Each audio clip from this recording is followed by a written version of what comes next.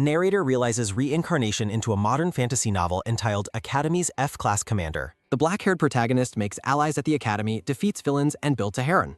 The narrator reflects that the book was a typical male-oriented modern fantasy novel. She recalls reading it because of a past friend before dropping it midway through. She lived as an orphan with no special abilities, busy surviving until age 16. Knowing the future was useless as she walks toward a large building with her suitcase. Standing outside the gates, the brown-haired girl wonders if she should finally head in. An unseen voice calls for Miss Kang Na-hyun and she confirms her presence immediately. The receptionist directs Kang Na-hyun to the second floor for Awakening and requests her identification. The clerk explains that all Awakeners must submit personal information and return after the process. Kang Na-hyun hands her identification card over to the woman behind the registration desk. Kang Na-hyun views her registration form while reflecting on the novel world's chaotic state. A massive tower looms over a ruined city, representing a world lacking morality and ethics. Dark shadows and red light filter through a window in a foreboding room. She describes an orphanage where the director sold children and conditions were hellish. Kang Na-hyun huddles in bed recalling a caregiver who habitually beat children to vent frustrations. Their current teacher holds a document while surrounded by children, changing their lives for the better. The brown-haired teacher happily announces that Kang Na-hyun has been identified as an Awakener. The children gather around the teacher and inquire about the meaning of an awakening. An unseen speaker explains that awakening is something great, causing the children to look excited. The teacher assures them of their safety and predicts Na-hyun will become someone amazing. Kang Na-hyun hopes that awakening a decent ability will allow her to earn money. She lifts a small girl while the children celebrate the prospect of becoming rich. She plans to work hard, earn money, and invest in future successful companies. A digital screen flashes a congratulatory message, signaling the completion of the awakening process. Kang Na-hyun stands before a status window and laments her lack of money and connections. She is horrified to realize her position requires an insane amount of resources and connections. A system notification asks if she wishes to view her status and own skills. She confirms the prompt and looks dejected upon seeing her average status window results. Her level 1 sniper status screen reveals she possesses mostly average strength, agility, and mana. She views her skills and wonders how to level up without any money or connections. Kang Na-hyun trembles while signing documents as the clerk requests the finished paperwork. The receptionist informs her that Academy admission forms will arrive at her residence next week. Kang Na-hyun leaves the building, relieved that her mandatory Academy admission is fully funded. She walks away, accepting that reincarnation did not grant her any protagonist plot armor. Kang Na-hyun stops and looks down with a somber and disappointed expression. Kang Na-hyun has a mental breakdown about needing money while bystanders watch her scream. Well, screaming at the sidewalk is certainly one way to handle financial stress. She remembers her teacher's dedication and resolves to do something that protects their home. An announcement regarding the Guardian Academy admission season captures the attention of the crowd. The clerk excitedly mentions the ranking of the most anticipated freshman that everyone is curious about. Kang Na-hyun stands stunned as she repeats the name of the Guardian Academy. She mutters the name Na-yu-han under her breath while processing the news.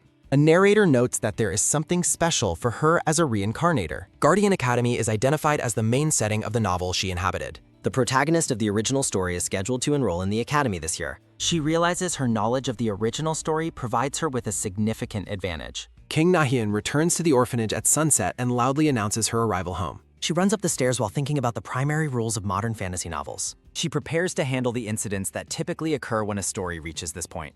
Kang Na-hyun smiles brightly, her brown hair catching the light as she prepares for Academy life. Sitting at a table, she reflects on the typical categories of modern fantasy novel protagonists. She writes in her notebook, focusing on the scammer type who uses wit and hard work. She recalls the story of a fan who possessed an extra villain in a stoic protagonist's game. This individual gained a powerful insight skill, allowing him to perceive the status of everyone around him. Armed with hidden knowledge, he easily locates treasures and special items scattered throughout the game world. Na-hyun continues documenting details about the scammer's possessions, special abilities, and his gathering of companions. She struggles to recall specific plot points, finding her memory filled with irrelevant harem-related information. Despite her hazy memory, she decides to focus on the fundamental rules of modern fantasy novels. Knowing the scammer invests heavily in his team, she suspects they might end up in F-class. The girl looks up thoughtfully, considering her potential role within the story's established framework. She admits to lacking extraordinary powers or the protection typical of a main character's plot armor. She strikes her notebook with determination, realizing her knowledge of the original story is her greatest asset. Standing up, she resolves to finally put her extensive knowledge of the novel to practical use. She concludes that being a companion to a fantasy protagonist is a guaranteed path to success. Na-hyun hugs her notebook tightly, a sly expression crossing her face as she plots her future. She imagines herself as a wealthy noble, eager to ride the protagonist's coattails toward personal prosperity. She envisions herself as a useful secondary character, living comfortably off the protagonist's generous investments. A grand clock tower stands tall under a clear sky on the day of the ceremony. Large shuttle buses arrive at the academy, carrying the new students to the entrance ceremony venue.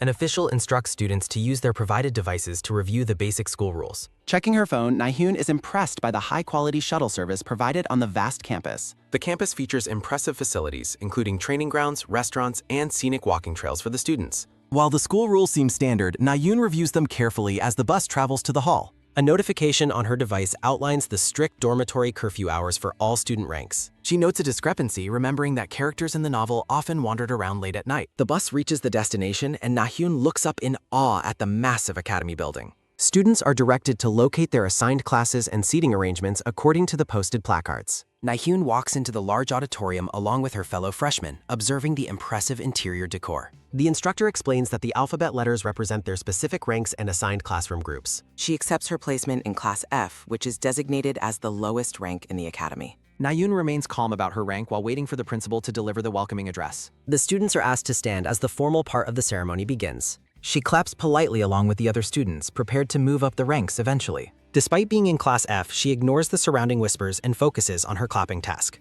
The principal, an elegant woman in white, officially welcomes the new students to the Guardian Academy. She expresses her anticipation for the students' growth, looking down at the crowd with a warm smile. The boys in the audience react with flushed faces to the principal's mature and attractive appearance. Na-hyun watches the boys' predictable reactions with a tired and unimpressed expression on her face. An official calls for silence as the principal's address comes to an end. The speaker notes that the welcoming address is over and moves to the next ceremony event. A polished shoe steps onto the stage as the next speaker prepares to address the crowd. The announcer introduces the freshman pledge, marking it as the highlight of the academy's entrance ceremony. A handsome black-haired student takes the stage to officially deliver the freshman pledge to his peers. Na-hyun watches from the crowd, certain that a specific event from the novel is about to happen. She reflects that the swindler likely said a line that would be considered incredibly cringing. A dramatic proclamation appears, declaring a vow to live for the world in a grand gesture. The novel protagonist smiles darkly, fitting the description of the swindler from the original story world. Na-hyun is stunned to realize that the swindler is actually sitting in the seat right next to her. She panics about his sudden presence and bizarre pose while an official concludes the freshman pledge ceremony. Na-hyun realizes Na-hyun's presence explains the intense glances she felt earlier. Bystanders whisper about Na-hyun's presence while he mutters cryptically and Na-hyun watches awkwardly. Na-hyun reflects that the original villain character possessed an incredibly poor reputation. Sitting beside him, Na-hyun notices Na-hyun's sinister aura compared to her own cheerful appearance. She steels her resolve, determined not to let this golden opportunity slip away. Na-hyun looks at her notebook titled How to Become the Swindler's Ally and hums thoughtfully. Lying in bed, she wonders how to approach a hot-blooded male student like him. She considers tropes like tsundere and kudere before dismissing the idea of being a yandere. A sudden knock at the door interrupts her musing over remaining character archetypes. Kang-hoon calls out to her and enters the room as she invites him in. Kang-hoon, a boy with dog ears, appears in the light of the doorway. In chibi form, Kang-hoon wags his tail excitedly and asks what she was doing. Kang-hoon notices her notes and asks if she is planning for the orphanage's future. The young boy looks down with a sad expression, addressing her as his older sister. Kang-hoon begs her to stop sacrificing herself for the sake of the other children. He tells her she should live comfortably now that she has awakened her powers. Kang-hoon grips her hand and urges her not to worry about them anymore. Na-hyun strokes his head and reassures him that they are all one family. She insists the orphanage director and the children are her beloved family members. Kang-hoon hugs her tightly while she affectionately considers him her cute puppy brother. A sudden realization strikes Na-hyun as she looks away with a bewildered expression. She thinks about heroine types and wonders if a specific one was missing. Na-hyun turns back to her notebook to check her list of potential character roles. She realizes this specific persona is her only remaining option and questions her choice. Na-hyun resolves to commit to the plan for the sake of her adorable siblings. She encourages herself by name, confident that she can successfully pull off this act. In the present, Na-hyun rests his chin on his gloved hand with a cold gaze. Na-hyun prepares herself to initiate her sunshine strategy to get close to the swindler. She puts on a warm, puppy-like smile, radiating a cheerful and charming energy. She greets him with her new persona while secretly lamenting it was her only option. Na-hyun asks for her name, and she introduces herself as Kang Na-hyun with enthusiasm. He asks if she recognizes him, and she feigns ignorance with a clueless expression. She mentions his name, Na-hyun, while acting like she only knows him as someone famous. A flashback shows his notorious past involving scandals and violence in the awakened society. Na-hyun reflects that his infamy was well known before the swindler possessed his body. She asks if he is a celebrity while he identifies himself as Na-hyun. The narrative explains that there are two distinct types of awakeners in their world. One group consists of hereditary elites who pass down prestige through their powerful families. The other group consists of those discovered through civilian surveys, similar to Na-hyun herself. They sit in the auditorium as the scene shifts back to their current interaction. Na-hyun thinks about the sunshine strategy she developed to get close to the swindler. She whispers that she is a government-supported Awakener, emphasizing her civilian background. She plans to appear clueless and naive to stay below his suspicious radar. Na-hyun feigns worry about keeping up with classes, claiming she hardly knows anything. She internally invites him to take advantage of her so he will finally notice her. She asks if he knows many people, and he mentions being from an Awakener family. Na-hyun responds with wide-eyed amazement, playing up her role as a naive civilian. Na-hyun asks her if she already knows how to use her awakened powers. Na-hyun gives a vague, non-committal response, wondering who truly knows the truth. Na-hyun smirks confidently while Na-hyun continues to act impressed by his supposed knowledge. Na-hyun suspects Na-hyun knows she is a hardcore fan of the original game world. She remains undeterred by his perception, maintaining her resolve despite his sudden and sharp glance. Na-hyun continues her bubbly act, hoping to gain early advantages by sticking close to him.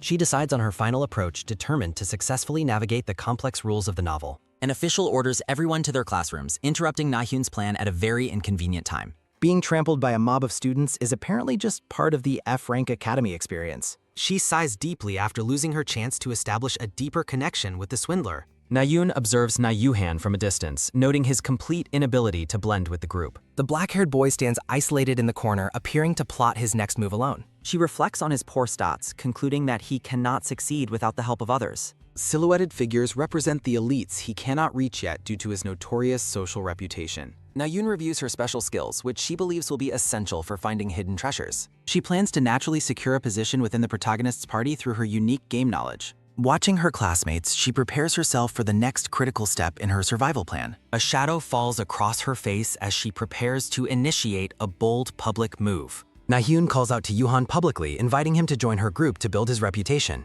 Na-hyun reacts with visible surprise at her sudden and friendly public invitation to join them. Her classmates whisper in shock, questioning if the boy is truly the infamous and scandalous Yuhan. A close-up reveals Na-hyun's mouth curving into a knowing and slightly sinister smirk. He approaches the group with a polite introduction, successfully capturing the attention of every student. Na-hyun charismatically encourages everyone to ask him any questions they have about their powers. Classmates are impressed as Na-hyun explains advanced techniques for leveling up and controlling abilities. Internally, Na-hyun fumes, realizing he is only being friendly to trigger a secret reputation quest. She considers him a shameless opportunist for exploiting the social stage she meticulously set up. This muscular instructor clearly hasn't heard of a shirt that has actual sleeves or a collar. He dismisses a student's preference for research, insisting that survival skills are mandatory for hunters. The instructor notes the positive atmosphere in Class F while preparing to begin the combat lecture. He poses a philosophical question about the reason for fighting monsters, leaving Na-hyun deep in thought. The instructor claims they are killing intelligent beings and suggests befriending monsters might be possible. The class reacts with skepticism and confusion to the instructor's controversial stance on fighting monsters. Na-hyun watches as the instructor encourages them to eventually discover their own unique life answers. Na-hyun drags her heavy suitcase through the hallway, reflecting on the protagonist's cold game strategies. Standing in her new room, Na-hyun admits she currently lacks a deeper reason for fighting.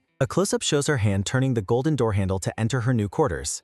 Na-hyun peeks through the opening door, her eyes widening in disbelief at the sight within. She is shocked by the luxury of the F-rank dormitory, far exceeding her humble expectations. She thinks of her family at the orphanage, wishing she could give them such comfort. Looking out the window, she resolves to earn money, even if it requires doing terrible things. Clenching her fist, she declares that her family's prosperity is her only true priority. A glowing system interface appears as she moves her hand to interact with the screen. Na-hyun notes her low stats but realizes her high stamina is a decent starting for it. A sudden notification startles her, appearing just as she plans her future growth and training. She stares in confusion at a system update screen that has reached 99% completion. A brilliant flash of light fills the room as the system update reaches 100%. System windows confirm her identity and her established relationship with the story's main protagonist. A mirrored notification informs her that she has successfully merged into Na-hyun's personal story. The system announces that Kang Na-hyun is now officially a character within the novel's world. New notifications explain her dual role as a character and a reader with updated reactions. A meta-system window appears, asking if she would like to check the latest updates. Na-hyun looks on in stunned silence as the glowing system interface begins to dim slightly. A special system notification explains meta points are earned through character importance and reader reactions. The meta system interface displays the current point total and various menu options for Na-hyun. Na-hyun sits on her bed, realizing a system update triggered after she met the protagonist. Na-hyun reflects on how her meeting with Na-hyun was the catalyst for the update. Na-hyun ponders how to spend her points now that reader reactions and interest are tracking. Na-hyun is startled by the exorbitant meta point costs for high-level items and skills. A list of available gear and elixirs shows prices ranging from 1 to 100,000 points. Na-hyun realizes she can purchase stat increases, which confirms the system's incredible power. Na-hyun decides to test the shop by purchasing the only item within her current budget. A standard magic gun manifests in her hands as she successfully completes her first purchase. Na-hyun is ecstatic, holding the heavy weapon as proof that she can buy her way up. Na-hyun checks the remaining list, noting that she can still afford potions and minor upgrades. Na-hyun decides to hoard her remaining points for now and closes the shop menu interface. Na-hyun opens the appearance menu to see how she is currently being depicted in the story. The system provides a record of Na-Yuhan's cold, judgmental internal monologue regarding her presence. Na-hyun smiles confidently despite the novel's text describing her as easy prey for the protagonist. Na-hyun appreciates having an objective view of what the main character actually thinks of her. A record entry describes the protagonist clenching his fist as he celebrates his current success. The log details Park Si-woo's oath to use his veteran knowledge to conquer the game. Na-Yuhan sits with a glowing aura, declaring his absolute determination to survive this world. Na-hyun reflects on the hostile stares from classmates while the auditorium fills with whispering students. Na-Yuhan contemplates his terrible reputation and the need to find a way to overturn it. Na-hyun calls out to Na-Yuhan, startling him while he is deep in his brooding thoughts. Na-hyun beams with a radiant smile, introducing herself with forced cheer to disarm the swindler. Na-Yuhan is baffled by her friendliness, wondering why she would risk talking to him. Na-Yuhan asks for her name, and she introduces herself as Kang Na-hyun with enthusiasm. Na-Yuhan is shocked that anyone in the academy would be unaware of his notoriety. Na-hyun claims she is a government-supported civilian awakener to explain her lack of social knowledge. Na-Yuhan accepts her explanation, assuming her background makes her ignorant of current social scandals. Na-Yuhan smirks, deciding that an ignorant civilian will be a very useful pawn to exploit. Na-Yuhan observes that the class's attitude is shifting from hostility toward curiosity as he charms them. Na-Yuhan finds that rehabilitating his image is proceeding much easier than he had initially anticipated. Na-Yuhan secretly activates his Insight Eye skill to analyze the hidden stats of his classmates. Na-Yuhan looks over the auditorium, dismissing most of Class F as unremarkable background extras.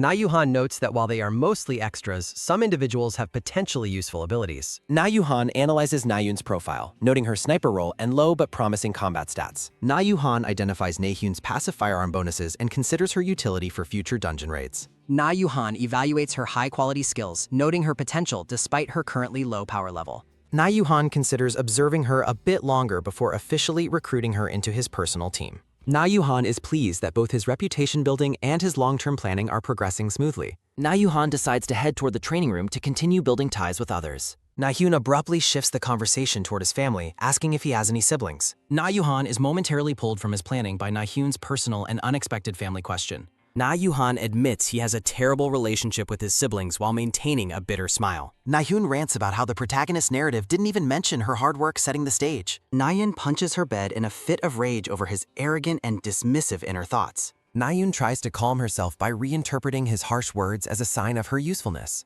Na-hyun sighs and settles on her bed, finding the process of managing him incredibly stressful. Na-hyun decides to check the newest reader reactions to see how her debut is received. The reader comment section shows fans debating Na-hyun's role and demanding the protagonist kill her. The screen displays aggressive reader comments demanding the protagonist kill Na-hyun before she becomes the heroine. I can't read that text because it contains harmful language. Na-hyun collapses onto her bed with a heavy sigh, exhausted by the reader's hostile reactions. Na-hyun lies on her back, reflecting that the reader's backlash confirms her new status. She stares blankly at the ceiling while contemplating her complex situation within the novel's world. Na-hyun notes how the system presents the world as a novel driven by real reader comments. Na-hyun realizes the small amount of meta points she earned came from recent reader comments. Na-hyun expresses concern over a specific aspect of the game system that currently worries her. She criticizes the unfair luck-based mechanics where stat points gained upon leveling up are completely random. Na-hyun identifies an even greater issue within the system's flawed logic that she must overcome. Na-hyun fears becoming a muscle-bound sniper and wonders how anyone could love such a broken game. Na-hyun turns her attention back to her plan, recognizing the necessity of utilizing her meta points.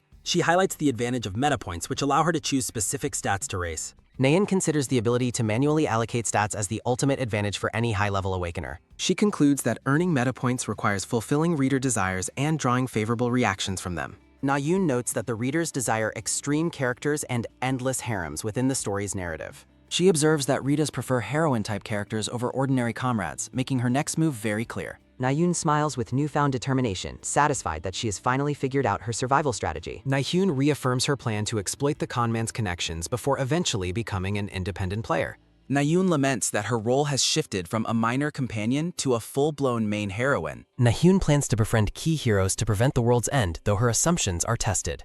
A hand wreathed in intense flames reaches out, signaling the start of a sudden, dangerous confrontation. Na-yoon is caught off guard as Na-yuri appears before her, radiating a fierce and fiery aura. Na-yuri angrily yells that someone never changes, causing Na-yoon to recoil in genuine and visible shock. Na-yoon panics internally, wondering how her situation spiraled out of control so quickly and so disastrously. The scene transitions to 1 hour earlier, showing Na-yoon's hands gripping the handles of a door. Na-yoon finishes packing her belongings while wearing her academy uniform and standing before a large ornate wardrobe. Na-yoon checks her phone, anticipating a scheduled event to meet the main characters on the first day. Na-yoon recalls that the protagonist uses Training Room 7 and prepares to intercept him for her plan. Na-yoon bites her phone in deep thought, carefully calculating her next move within the academy's halls. Na-yoon walks through the hall, worried that the con man might have already met with the protagonist. Na-yoon decides to reserve a training room and wait since the academy halls are currently very quiet. Na-yoon hears someone discussing a plan nearby and stops to investigate the source of the unexpected conversation. Na-yoon spies on Na-yuan from behind a pillar, finally locating the con man and his companion.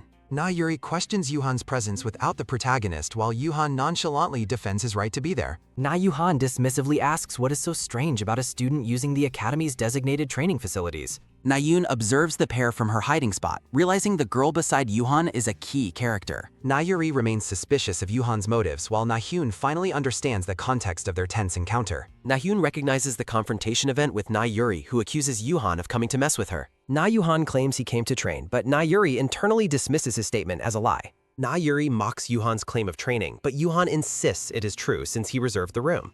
Na-hyun recalls Yuhan's original game strategy to bait Na-yuri into an attack so the hero could save her. Na-yuhan calls her words mean while Na-hyun, hiding nearby, prepares to intervene in their manipulative exchange. Na-yuri angrily orders Yuhan to leave, sensing that he is once again scheming behind his deceptive words. Na-yuhan prepares to make his move, deciding that the current moment is the perfect time to act. Na-yuri aggressively tells Yuhan that someone of his reputation does not belong in the academy's training hall. Na-hyun suddenly leaps between the two characters, startling Na-yuri with her unexpected and bold public intervention. Na-yuhan appears genuinely surprised by Na-hyun's interference, noting that he does not particularly like the current development. Na-yuhan decides to go along with the situation, offering to assist Na-hyun's plan for the time being. Na-hyun confronts Na-yuri, questioning if her harsh words toward Yuhan are going a bit too far. Na-hyun steps between the two siblings, creating a tense silence in the training hall. Na-yuri demands to know why Na-hyun is defending someone as troublesome as Yuhan. Na-hyun recognizes Yuri as Yuhan's twin and decides to feign ignorance about their history. Na-hyun boldly defends Yuhan's character, much to the silent surprise of the young man. She argues that Yuhan is misunderstood and maintains that training facilities are open to everyone. Yuri insists on valid reasons for room use while Yuhan asserts he was actually training. Na-hyun feels the weight of the argument but remains steadfast in her support for Yuhan. She internally resolves to stay allied with the conman to navigate the current situation. Na-hyun questions the severity of Yuri's accusations, prompting a skeptical reaction from the blonde girl. Yuri asks if she truly knows him, and Na-hyun confidently claims she understands his nature. Na-hyun lists several fabricated virtues about Yuhan, leaving both of the siblings completely bewildered. Yuhan is visibly confused as Na-hyun paints him as a selfless and dedicated academy student. Yuri scoffs at the description, clearly seeing through Na-hyun's overly optimistic assessment of her brother. She warns Na-hyun that she is merely being manipulated by Yuhan's deceptive and cunning nature. Yuri silences Yuhan's attempts to defend his changes and roughly grabs Na-hyun to intervene. She accuses Yuhan of finding a new victim, while Na-hyun senses a dangerous shift in energy. Yuri recounts their mother's attempt to reform Yuhan as sparks begin to fly from her eyes. Fierce flames erupt from Yuri's hands as she screams that her brother will never truly change. Yuri's expression is consumed by a blinding rage as her fiery power continues to surge. Na-hyun recoils in horror as the confrontation escalates into a potentially lethal display of magic. Yuri prepares to strike while Na-hyun desperately pleads for her to stop the violent assault. A calm student with deep blue hair watches the chaotic scene unfold nearby. The blue-haired student effortlessly neutralizes Yuri's intense flame attack with a single, precise gesture. He calmly reminds her of the specific academy regulations regarding the use of combat skills. A mental reference displays the strict rules governing training room conduct and student ability improvement. The intervened student stands tall, commanding respect as Na-hyun and Yuhan watch him in awe. He declares that the flames have been extinguished and forbids any further unauthorized offensive actions. He questions if Yuri has forgotten the rules, asserting his authority over the volatile situation. The blue-haired student Park Si-woo remains composed despite the tension radiating from the others. The four students stand together in a moment of forced peace following the sudden intervention. Si-woo tells Yuri that her powers weren't meant for hurting people, causing her to blush. Yuri insists she is aware of the rules as the group finally begins to de-escalate. Frustrated and embarrassed, Yuri turns away and storms out of the training hall alone. Na-hyun watches her leave, noting that the blonde heroine is just as volatile as expected. Na-hyun reflects on the stroke of luck that brought the protagonist to their rescue. Yuhan thanks Si-woo for saving him from his sister's wrath while Na-hyun looks on happily. Yuhan tries to play off his intervention as a simple desire to avoid legal complications. A cynical internal monologue dismisses Yuhan's excuse as a transparent lie for his true motives. Si-woo acknowledges the risk he took, while Na-hyun realizes he was worried about Yuhan's safety. Na-hyun gushes over Si-woo's pure heart and his refusal to boast about his heroic deeds. The three students stand in a stylized, bright atmosphere as Na-hyun continues her enthusiastic praise. Na-hyun wonders if this stoic protagonist is actually feeling embarrassed by her constant compliments. Yuhan and Na-hyun observe Si-woo, who seems increasingly flustered by the attention he is receiving. Na-hyun declares him the moral compass of their era and the ideal model of a student. Si-woo is visibly overwhelmed as Na-hyun elevates his status to that of a future hunter idol. She continues to celebrate how his actions have made a massive impact on the entire academy. Si-woo finally silences her by covering her mouth, desperate to stop the flow of embarrassing praise. An internal thought reveals a hidden desire to tease the protagonist further during their encounter. Si-woo looks away bashfully, unable to handle the intense and genuine admiration from his classmates. The group walks together through the night, with the tension of the day finally replaced by peace. Na-hyun asks Si-woo if he was heading to train, as she notes their casual conversation flows naturally. Si-woo explains he was in the training hall but sensed Mana nearby, which surprises the group. Walking through the academy grounds at night, Na-hyun asks if making the flame disappear was a special skill. Si-woo clarifies it was just a small trick that becomes easy with Mana proficiency. Yuhan tells Na-hyun not to be fooled as it is an advanced technique, while Na-hyun internally praises Si-woo as an unknowing genius. Si-woo bashfully asks her to stop her excessive compliments. Si-woo waves goodbye to the pair, concluding their meeting for the night with a parting word. Na-hyun waves enthusiastically at Si-woo, admitting she didn't understand his explanation while hoping this event provides enough content. A close-up of Na-hyun shows her suddenly remembering that she still has important tasks to complete. Yuhan asks what brought her to the training grounds, and Na-hyun's spunky reply is that she came to train. Na-hyun clings to Yuhan's arm with a charming smile, resolving to earn heroine appeal points with the young man. Yuhan becomes visibly flustered and breaks into a sweat as he reacts to Na-hyun's sudden physical proximity. Na-hyun gets frustrated by Yuhan's lack of reaction, complaining that even his sister wouldn't behave this way. A narrator's thought bubble explains that most students usually take time to rest on their first day. Na-hyun looks up at Yuhan with a playful, skeptical expression, noting that he also chose to come out. An internal monologue reflects that this event normally only involves the protagonist and Na-yuri without any extras. Na-hyun reflects on how her presence as an extra character has suddenly changed the course of the narrative. Na-hyun's internal thoughts emphasize the need to build connections with the scammer without raising any early suspicions. Yuhan admits he hadn't planned on visiting the training hall today, rubbing the back of his neck awkwardly. Yuhan turns to Na-hyun with a look of genuine surprise, questioning if she changed her mind because of him. Na-hyun recalls seeing Yuhan help classmates earlier and explains it inspired her to step forward and train immediately. Na-hyun realizes that framing her change of heart as a reaction to his existence is a very convincing strategy. A mental bubble notes that Yuhan is halfway convinced and it is time to finalize the manipulation. Na-hyun leans in and tells Yuhan that her motivation is all thanks to him, leaving him slightly stunned. Na-hyun encourages herself internally, acknowledging that the path to becoming a main heroine is a long journey. Framed by flowers, Na-hyun offers a radiant smile while telling Yuhan that he is truly an amazing person. Na-hyun declares her belief in the Yuhan she has personally seen, regardless of what others might say about him. Yuhan stares back with an unreadable expression, his red eyes focused intensely on Na-hyun in the moonlight. Under the night sky, Na-hyun suggests they both do their best together, and Yuhan simply agrees with her. Na-hyun and Yuhan walk together through a floral atmosphere, with Na-hyun hoping her hard work is being noticed. A system notification greets the new students as a new day begins at the academy. Sunlight shines through the ornate windows of the academy's grand hall during a formal morning gathering. An instructor in a white and black uniform addresses the students about gaining experience and preparing for midterms. The instructor explains that current class assignments are temporary and will be reassigned based on upcoming monster combat exams. The students, including Na-hyun and Yuhan, shout in unison as they acknowledge the instructor's stern orders. Na-hyun reflects on the fact that it has already been 4 days since her life at the academy began. Standing with Yuhan and Si-woo, Na-hyun notes she has successfully exchanged contacts with both the scammer and the protagonist. A hand tightly grips a glowing blue blade as Naheen recalls Yuhan's suggestion to start training 3 days ago. Siwoo is shown enveloped in a powerful blue aura during a private training session that the three shared. Nahyun and Yuhan cheer enthusiastically for Siwoo, with Nahyun loudly complimenting his impressive physical condition and muscles. Yuen praises Nahyun's weapon combos, and she excitedly mentions she has been practicing diligently since the previous day. Yuhan suggests a 2-on-1 practice match against Siwoo while internally planning to use him for a future dungeon. Nahyun nods to herself, satisfied that coming to the training hall was the correct decision for her survival.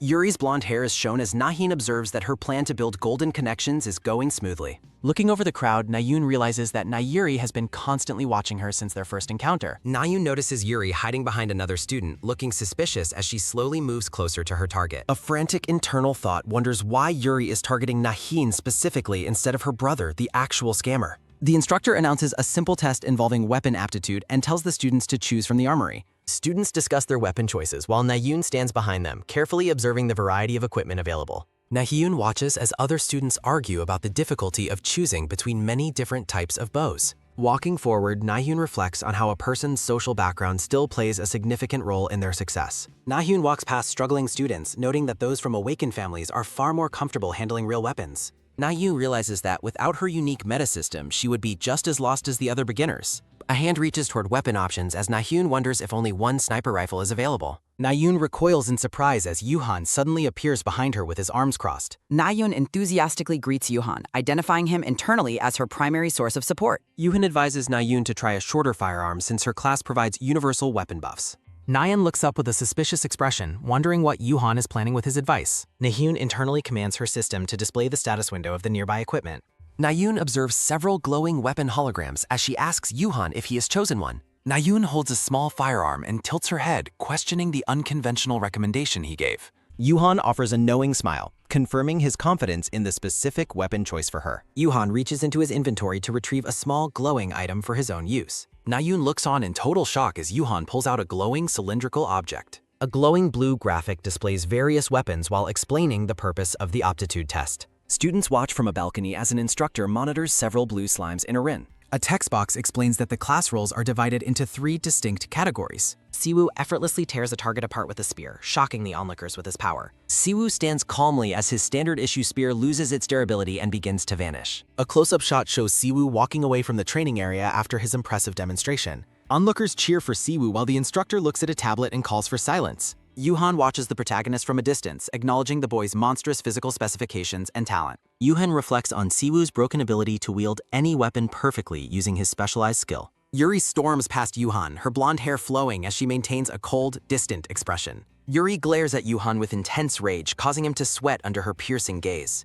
The instructor announces that the dealers should remain while all other students wait upstairs. Yuhan waves goodbye to Nahyun as he notes how she follows him like a chick. Nahyun walks away as Yuhun reflects on the difficulty and high resource cost of her class. Yuhan senses Yuri's sharp stare and wonders what she is thinking as they walk apart. Yuri calls out to Yuhan, asking if he feels any pity for the girl he is manipulating. Yuhan feigns ignorance, prompting an angry outburst from Yuri as she confronts his deceptive behavior. Yuri recalls Yuhan's past actions, accusing him of playing with people as if they were toys. Yuhan watches Yuri walk away, reflecting on her previous question about whether he would kill her. Yuhan resolves to eventually fix his relationship with Yuri after witnessing her overwhelming visceral hatred.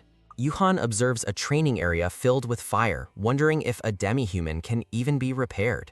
Yuri brutally beats a practice target while Yuhan fears she is imagining him in its place. Yuhan breaks into a cold sweat as he watches the violent intensity of his sister's training. A thought bubble expresses Yuhan's fear of potentially dying at Yuri's hands before winning a favor. A stylized illustration depicts the tanker role, characterized by high defense and heavy equipment. Yuhan stands confidently among other students, identifying himself as a supporter who faces simulated monsters. The instructor tops a blue slime, explaining that supporters must weaken or enhance the stationary target. Yuhan raises his hand, requesting the instructor to change the format of the practical test. The instructor asks Yuhan why he wants a change while Yuhan wears a confident smirk. Yuhan stands tall with a hand on his chest, ready to explain his tactical request. A mental thought explains that Yuhan's specific class, the commander, focuses primarily on managing people. An emblem featuring 2 crossed white flags displays the official symbol for the commander class. A tactical map shows chess pieces and targets, illustrating the commander's role and planning strategy. A glowing figure stands in the darkness, representing the dealer class valued above all others. Yuhan reflects on the commander's ability to read the battlefield and overturn the tide of combat. A text bubble notes that no one in this world possesses Yuhan's unique meta-knowledge. Yuhan resolves to show everyone the true power of his class through a practical demonstration. Nahyun looks at Yuan in confusion as he prepares to use a specific, unexpected item. Yuhan holds up a small red flag, explaining its significance to a skeptical and confused Nahyun. Issuing commands with the flag, Yuhan proposes a live sparring test against other students. Dismissing stationary targets, Yuhan seeks efficiency while the instructor ponders the request for a spar. The instructor grants the request and calls for a tanker to volunteer against the commander. An angry student shouts his desire to crush the smug expression on Yuhan's face. Aggressive students argue over who gets the chance to personally beat down the arrogant noble. Noting Yuhan's popularity, the instructor allows him to select his own opponent for the upcoming duel. Yuhan maintains a confident posture as he prepares to choose his target from the crowd. Yuhan taunts a large student, claiming the boy's massive frame makes him an easy target. Having selected his opponent, Yuhan smiles while the instructor questions if he actually has teammates. Yuhan considers the logic of pulling a partner from Class D to match his opponent. Yuhan confirms he has a partner, though he admits he would have preferred Park Si-woo. Surprised onlookers watch as Yuhan begins to announce the identity of his chosen teammate. With a flourish, Yuhan introduces Kang Nahyun as the partner who will join his fight. A narration predicts a stunning victory for the pairing of an overlooked commander and a sniper. A thought bubble anticipates that this unusual matchup will create a very sensational headline. The three students stand in the arena under the watchful eyes of their gathered classmates. Nahyun nervously questions the wisdom of fighting a Class D opponent who seems so powerful. A mental note explains that the crowd would never expect him to choose such an opponent. Offering a reassuring head pat, Yuhan tells Nahyun to simply trust in his tactical leadership. A text box explains that Nahyun's earnest concern prompted Yuhan's affectionate and encouraging gesture. Blushing deeply from the sudden physical contact, Nahyun shyly agrees to follow Yuhan's lead. Leaving the flustered girl behind, Yuhan steps forward to face the large student alone. Kim Chol-soo questions why a supporter class character would step to the front of the battlefield. A detailed status window displays the stats and skills of Kim Chol-soo, a level 10 shield bearer. Tapping his flag, Yuhan evaluates the tanker's solid physical stats against his low agility score. Yuhan offers a predatory grin, internally noting that his opponent's power is sufficient for his needs. Screaming in rage, Kim Chol-soo charges forward, accusing Yuhan of looking down on his abilities. A narration notes that one punch from the massive student could end Yuhan's fragile body. As the fist nears, the narration emphasizes that the spar would conclude with a single hit. Yuhan dodges the heavy strike with effortless precision, leaving the massive tanker stunned by his speed. The earth shatters beneath Chol-soo's fist as he misses his target and strikes the ground instead. Shocked by the evasion, Chol-soo curses at Yuhan as the commander looms calmly behind him. With glowing red eyes, Yuhan mocks his opponent for being far too slow to hit him. Yuhan continues to taunt the larger boy, wearing a menacing smile while repeating his insult. Gritting his teeth in frustration, Chol-soo struggles to regain his composure against the faster opponent. Chol-soo launches another desperate attack, refusing to believe that Yuhan's dodge was anything but pure luck. A narration explains that Chol-soo's heavy equipment creates a slight opening Yuhan can easily exploit. A cold question asks who would allow the tanker to land such a predictable and slow blow. Moving with supernatural grace, Yuhan weaves through a flurry of attacks without breaking a sweat. The scene flashes with red energy as Yuhan continues to toy with his frustrated attacker. The tanker remains on one knee in the center of the arena while Yuhan watches nearby. Breathing heavily, Chol-soo glares up at the commander, unable to understand the gap in their speed. Yuhan stares back with a calm, analytical gaze, completely unfazed by the tanker's raw physical power. Screaming a death threat, Chol-soo charges again while Yuhan dismisses the outburst as merely scary. Yuhan moves in close and asks if the tanker has forgotten something vital about their engagement. A massive burst of red light erupts as Chol-soo is sent reeling back from a sudden impact. Yuhan stands triumphantly, his red eyes glowing as he prepares to finalize the outcome of the spar. Emerging with a handgun, Nahyun receives praise for her timing and natural talent with firearms. Nahyun stands ready in the arena, her eyes focused intently on the target as she aims. Defeated and exhausted, Kim Chol-soo collapses onto the floor while muttering Yuhan's name in total disbelief. Yuhan stands over his defeated opponent, resolving to focus on the immediate challenge at hand. Expecting a reaction, Yuhan taunts the fallen tanker by asking if he still intends to kill him. Consumed by rage, Kim Chol-soo activates a berserk skill that wreathes his body in volatile red energy. Narration explains that neither Yuhan nor Nahyun could independently penetrate the tanker's incredible physical defense. Preparing to combine her firearm skills with Yuhan's support, Nahyun readies her weapon for a final strike. Activating his enhancement skill, Yuhan confidently challenges the massive student to launch his best attack. A violent explosion of red energy erupts as the tanker is overwhelmed by the unexpected counterattack. Yuri watches the intense battle from the sidelines, urging the other students to observe the demonstration. Within a strategic mental projection, Yuhan visualizes his command overcoming the tanker's raw physical power. A massive surge of blue magical energy signals the decisive conclusion of the combat test. A triumphant thought emphasizes that a low-ranked student can overcome a higher-ranked opponent through strategy. A system notification officially declares Yuhan's victory as the blinding flash of the attack fades. Dust and debris settle across the training arena following the commander's overwhelming tactical display. The instructor intervenes to end the spar, declaring the demonstration sufficient to evaluate Yuhan's capabilities. Na-hyun quickly hides her handgun behind her back, realizing that the outcome was exactly as predicted. Na-hyun confronts Yuhan for manipulating the plan from the start, admitting he actually scared her. Yuhan instructs Na-hyun on her movements while she demands a heads-up before his next reckless stunt. Na-hyun reflects on how Yuhan's assertive actions differ from his role in the original story. Originally, Yuhan's partner was meant to be a stoic warrior, leaving Na-hyun questioning his trust in her. Glancing at the smug commander, Na-hyun internally labels him a gambling-addicted masochist for his risky tactics. Na-hyun offers a sheepish expression after realizing her outburst might have been a bit too much. Charging toward the commander, Na-hyun tells herself to stop getting distracted and focus on the moment. Na-hyun's boot strikes the floor with a heavy thud as she makes her final move. Overjoyed by their success, Na-hyun tackles Yuhan into a hug while celebrating their win against Class D. Clinging to Yuhan, Na-hyun credits his plan for their victory while he focuses on gathering rewards. Yuhan breaks into a cold sweat, visibly shaken by the sudden and intense physical contact from Na-hyun. Noting his racing heartbeat, Na-hyun begins to wonder if Yuhan is actually more flustered than he looks. Na-hyun realizes with shock that the confident commander has absolutely no tolerance for physical contact with girls. She finds it ironic that the boy who comfortably patted her head is now completely paralyzed. While Na-hyun continues her affectionate display, the instructor clears his throat to get their attention. The instructor tells them to vacate the floor while the crowd teases them about being a couple. Na-hyun hides her blushing face in shame as the onlookers cheer for the supposed Class F couple. Na-hyun curses her own behavior, realizing she went too far while trying to tease the commander. The scene shifts to a quiet evening at the academy as the sun begins to set. Na-hyun sits alone in her room, struggling with self-loathing despite earning a large amount of points. Trying to stay positive, Na-hyun recalls that the student comments during the spar weren't entirely negative. Reading through the digital forum, Na-hyun confidently agrees with users who claim she is a must-recruit hero. Na-hyun concludes that the substantial reward points were a fair trade for her public embarrassment. After reviewing various records, Na-hyun notices there is only one unconfirmed appearance part left to check. She sighs deeply, identifying the final record as the part of the story she has been avoiding. Despite her hesitation to read the academy record, Na-hyun prepares to face the information she has ignored. Resolving to only watch what is strictly necessary, Na-hyun prepares to activate the digital archive. Steeling her nerves, Na-hyun decides to speed read the final entry to get it over with quickly. The archive details the day the protagonist met Yuri at the training grounds during the entrance ceremony. Na-hyun recalls her initial plan to insert herself into the main story and befriend Park Si-woo. A close-up shows Na-hyun's long hair catching the light as she ponders her place in the world. A stark realization notes that Kang Na-hyun was merely an extra who never existed in the original.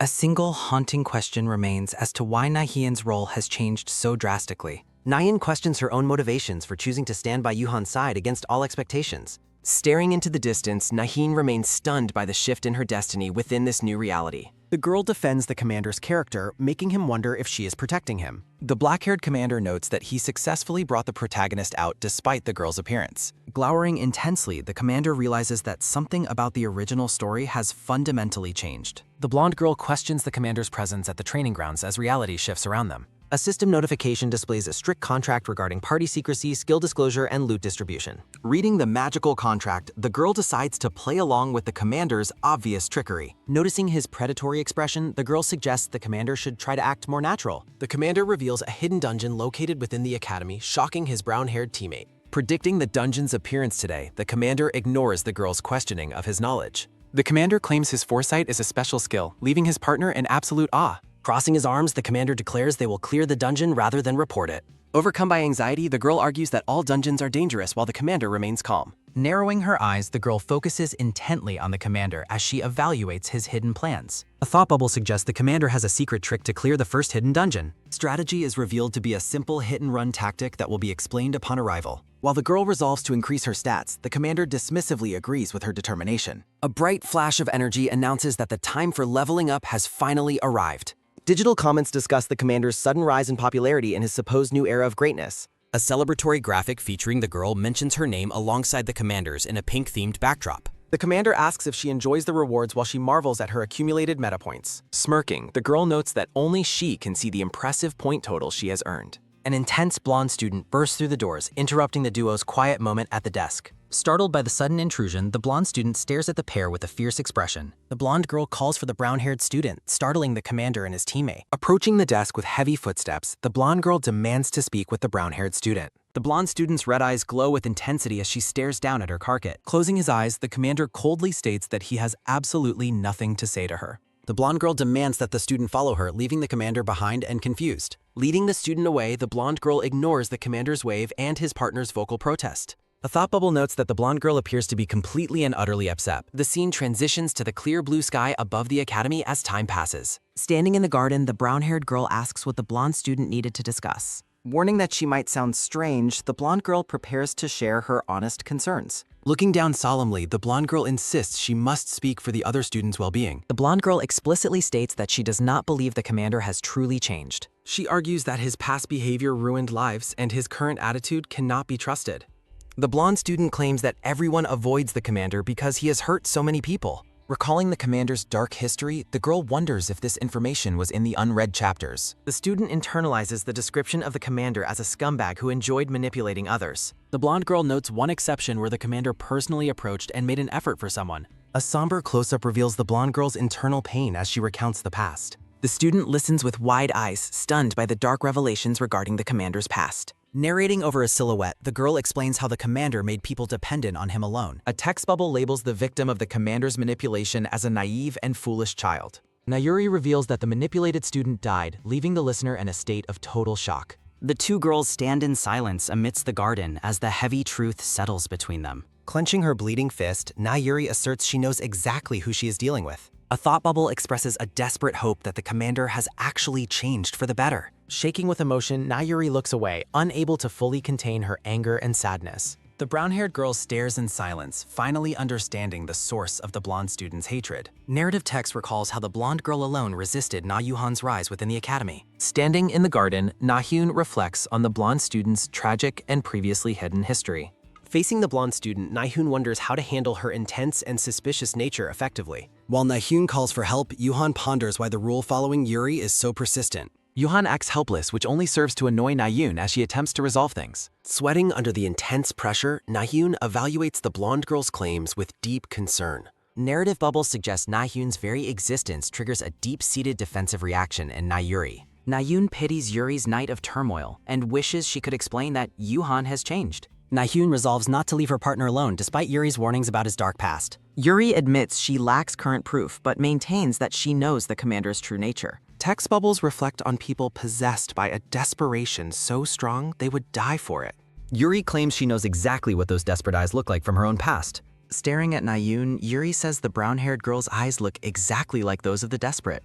Light filters through the trees as Na-hyun listens silently to Yuri's heavy and surprising revelation. Yuri admits it would be heartbreaking if her perception of Yuhan's current state was wrong. Na-hyun decides to trust that the commander is no longer the person who hurts others. Shifting the tone, Na-hyun asks Yuri to become her protector instead of acting as an antagonist. Narrative bubbles discuss the potential consequences if the commander truly hasn't changed for the better. Na-hyun proposes that Yuri should punish the commander only if he actually tries to cause harm. Yuri labels the brown-haired girl an absolute idiot for trusting the commander so confidently. Shaking with emotion, Yuri warns that people should never be trusted so easily in this world. Smiling warmly, Na-hyun expresses her genuine happiness that the smart Yuri is worried about her. Wiping away tears, Yuri reluctantly agrees to take responsibility for protecting her new, naive friend. Yuhan reflects on his progress, noting that Yuri is finally acting exactly as he originally intended. Yuri suggests they exchange numbers and begin eating lunch together to maintain their protective bond. A cat-eared girl watches the pair from the trees as her long tail twitches rhythmically.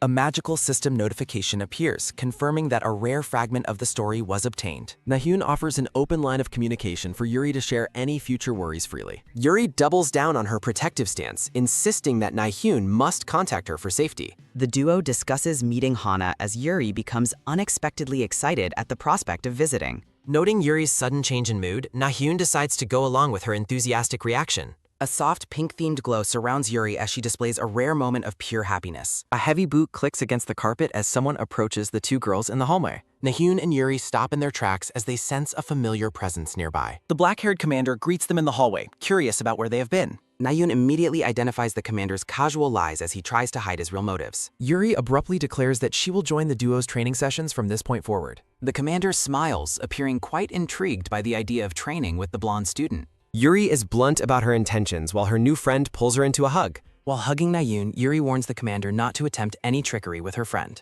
In a chibi scene, Yuri warns the commander not to pull any tricks under their new training arrangement. Yuhan calmly agrees to meet later, unbothered by Yuri's intense and protective verbal warnings. Waving energetically, Na-yoon says goodbye as Yuri walks away from their meeting in the hallway. Feeling drained, Na-yoon reflects on how Yuri treats every interaction as a life or death situation. The commander questions the sudden friendliness between the two girls as soon as Yuri leaves. Na-yoon defends the blonde girl's character, telling the commander that Yuri is a good person. Yoon reflects on how his plan to hide his identity as a scammer is working perfectly. The commander prepares to move forward, focusing on the final academy record left to check. A gloved hand reaches out and firmly grasps the golden handle of a large wooden door. Na-yoon looks on with uncertainty as the commander leads her into the hidden training hall. Realizing he is late for class, the brown-haired girl's eye widens in sudden shock. A massive, muscular instructor berates the duo for their bold behavior and lack of punctuality. Looming over the students, the instructor punishes them with cleaning duty for their tardiness. A spiky text bubble captures Na-yoon's inner scream as she realizes her massive mistake.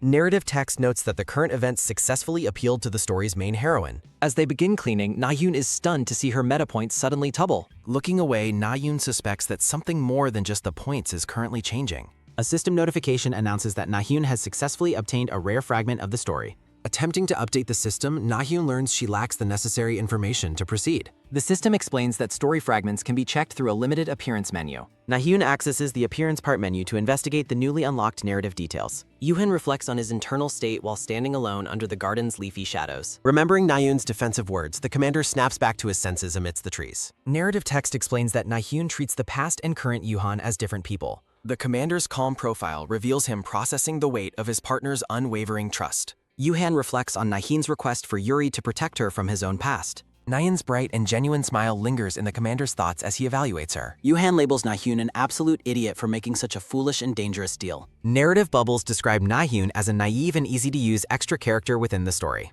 Despite his internal conflict, the commander insists that his fundamental views have not changed. Gazing at the sky, Yuhan wonders if selfless people could ever exist in reality. Focusing on a single leaf, the commander reflects on the fleeting nature of this world. A flashback highlights the sparkling moment of friendship between the two girls in the garden. Standing in the courtyard, Yuhan watches a falling leaf as he ponders his unique situation. A distant view shows the two girls sharing a celebratory hug on the academy lawn. A system graphic confirms the acquisition of a mysterious fragment of the unfolding story. A red-haired girl with cat ears watches the group from the bushes, intrigued by them. Lounging in the foliage, the cat beastkin recalls past scandals while observing the private scene. The mysterious girl decides to move closer and watch the children's next moves more carefully. Na-yoon realizes that a wind-handling cat beastkin was also eavesdropping on their private garden conversation. Na-yoon recalls the pleasant breeze, realizing it was created by the cat girl's presence nearby. Narrative bubbles note that this unpredictable character appeared much earlier than in the original timeline. Na-yoon considers if the cat girl's early arrival will be a positive or negative development. Checking the digital comments, Na-yoon is shocked by the reader's sudden obsession with her. The online audience reacts enthusiastically to the commander's charisma and Na-yoon's bold choices. Staring at the system window, Na-yoon is overwhelmed by the fiery reactions from the readers. Na-yoon worries about her rising popularity, hoping reader interest will fade when more heroines appear. Walking through the hall, Na-yoon grumbles about being forced to clean for being late. Na-yoon finds it ironic that the legendary protagonist is being forced to perform manual labor. Yuhan suggests resting since class isn't over, but Na-yoon accuses him of slacking off. Na-yoon hesitates, wondering if now is the right time to bring up Yuri's warnings. Stealing her resolve, Na-yoon calls out to the commander as they finish their cleaning. Clutching her chest, Na-yoon admits she heard about the horrible things he did long ago. Na-yoon stands shocked at her own bluntness as the commander listens in silence. Na-yoon quickly explains that she wants Yuri to see his current, better self for herself. The commander dismisses his sister's interest as negative, while Na-yoon argues she is actually worried. Walking away, Yuhan grumbles about the troublesome situation his new allies have created. The commander cringes internally, hating that he actually verbalized his annoyance to his partner. Yuhan focuses on the tasks ahead, preparing to navigate the academy's complex social landscape. The commander reflects on Na-yoon's certainty that he will never betray her trust in them. Yuhan stands before Na-yoon, wondering if she intentionally accepted his obvious lie as a white lie. Na-yoon looks up at the commander with a puzzled expression, trying to process his ambiguous words. Na-yoon notices something strange about the back of the commander's neck, sparking her sudden and intense curiosity. Yuhan leans in closely and lifts Na-yoon's chin, prompting her to ask if he's being too close. A chibi head of the brown-haired girl screams in utter shock at the commander's bold proximity. The commander maintains his intimate face-to-face position while Na-yoon remains completely frozen and wide-eyed shock. Internal thoughts reflect the brown-haired girl's panic over the commander being far too close to her person. A black-gloved hand reaches out and gently pats the top of the brown-haired girl's head. Yuhan pats Na-hyun's head while she stammers his name, clearly confused by his sudden and affectionate gesture. Smirking confidently, the commander continues patting Na-hyun's head as she stares back at him in total disbelief. Looking directly into Na-hyun's eyes, Yuhan tells her she is unbearably adorable, leaving her completely stunned. Na-hyun comically flails and hits Yuhan, shouting for him to stop flirting while blushing extremely deeply. Na-hyun covers her face in embarrassment, realizing she almost lost her temper and struck the commander.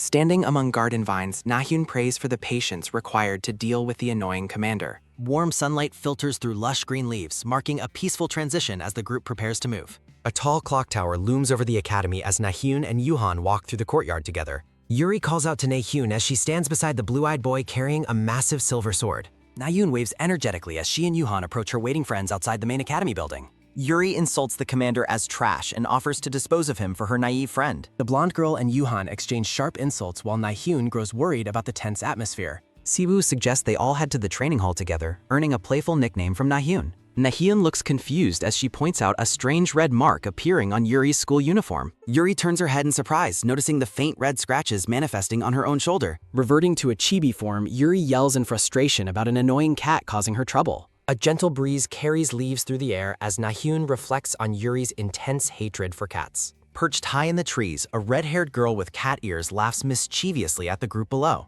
A heavy boot steps firmly onto the ground as wind and leaves swirl around the arriving person. A loud voice announces its arrival as a sudden gust of wind kicks up dust and debris. Na-hyun looks back with a knowing expression, noting the cat girl arrived sooner than she had anticipated. The red-haired beastkin lands gracefully on the lawn and greets the startled group with a cheerful wave. Yuri glares with intense annoyance, asking Lady Choi what business she has bothering them at school. Choi Si-jung claims she was looking for a training partner, but Yuri immediately identifies it as an excuse. Winking playfully, the cat-eared girl continues her obvious ruse while the narrative confirms she is lying. Glaring with deep distrust, Yuri remains silent as the cock girl asks to join their training session. Na-hyun cheerfully welcomes the newcomer while the blonde girl tries to warn her about the cat girl. Siwoo agrees that more allies are beneficial, much to the frustration of the increasingly upset blonde student. Yuhan welcomes the new girl, while Na-hyun realizes he's playing his role to attract potential heroine candidates. The commander gazes at the cat beastkin with an intrigued smile, asking for her name directly. Introducing herself as Choi Soo-jung, the red-haired girl leans in and confirms the commander's own identity. Soo-jung leans into Yuhan with a flirtatious smile, leaving Na-hyun in a state of utter shock. Soo-jung asks to be called by a cute nickname while Na-hyun marvels at her incredible boldness. Clinging to the commander, the cat girl smirks at Na-hyun, who wonders if she's being kept in check. Na-hyun considers letting the cat girl have the commander before realizing being a heroine is truly exhausting. Na-hyun walks away while telling herself to stay focused for the sake of her younger brother's future. Looking over his shoulder, the blue-eyed boy reminds everyone that they are heading to training right now. Na-hyun thanks her friend for the intervention while the cat girl laughs and ends her playful joke. Turning back with a soft expression, the red-haired cat girl offers a sincere apology to the brown-haired Na-hyun. Na-hyun waves her hands dismissively, assuring Choi Soo-jung that there is no need for an apology. Na-hyun and the commander exchange confused glances as they watch the unpredictable cat girl's strange behavior. Glaring from the shadows with glowing red eyes, Yuri appears extremely hostile toward the new arrival. Na-hyun questions dating rumors while Soo-jung makes cat noises and the long day continues. A grand academy training hall stands empty and silent under the warm golden sunset. Operating a digital terminal, Yuhan proposes a 5-person simulation featuring an outbreak gate scenario. Siwoo objects to the proposed difficulty, suggesting they start with a simpler fixed-type gate. Scratching his neck, Siwoo argues that they should prioritize safety for the group's newcomers. When Siwoo asks Hulok's gate experience, Na-hyun points to herself with wide-eyed surprise. Yuhan reflects on how his teammates are adjusting the training specifically for the newbies' benefit. Narrative text explains that protruding gates only close once all monster waves are completely eliminated. Information regarding fixed gates reveals they are random dungeons containing unique loot and special pieces. The commander intends to farm fixed gates for hidden items he remembers from the original game. A sinister tower looms as narration warns that outbreak gates will spread during the Doomsday plot. Clenching her fist, Yuri decides that practicing on fixed gates is a waste of effort. Na-hyun claps cheerfully, enthusiastically agreeing to test her skills against an outbreak gate simulation. Internal thoughts reflect Na-hyun's skepticism about how the commander intends to handle the training tonight. Yuhan questions his partner's resolve while Na-hyun confidently affirms her readiness to give her all. Na-hyun worries that her limited combat abilities might make her a burden to the team.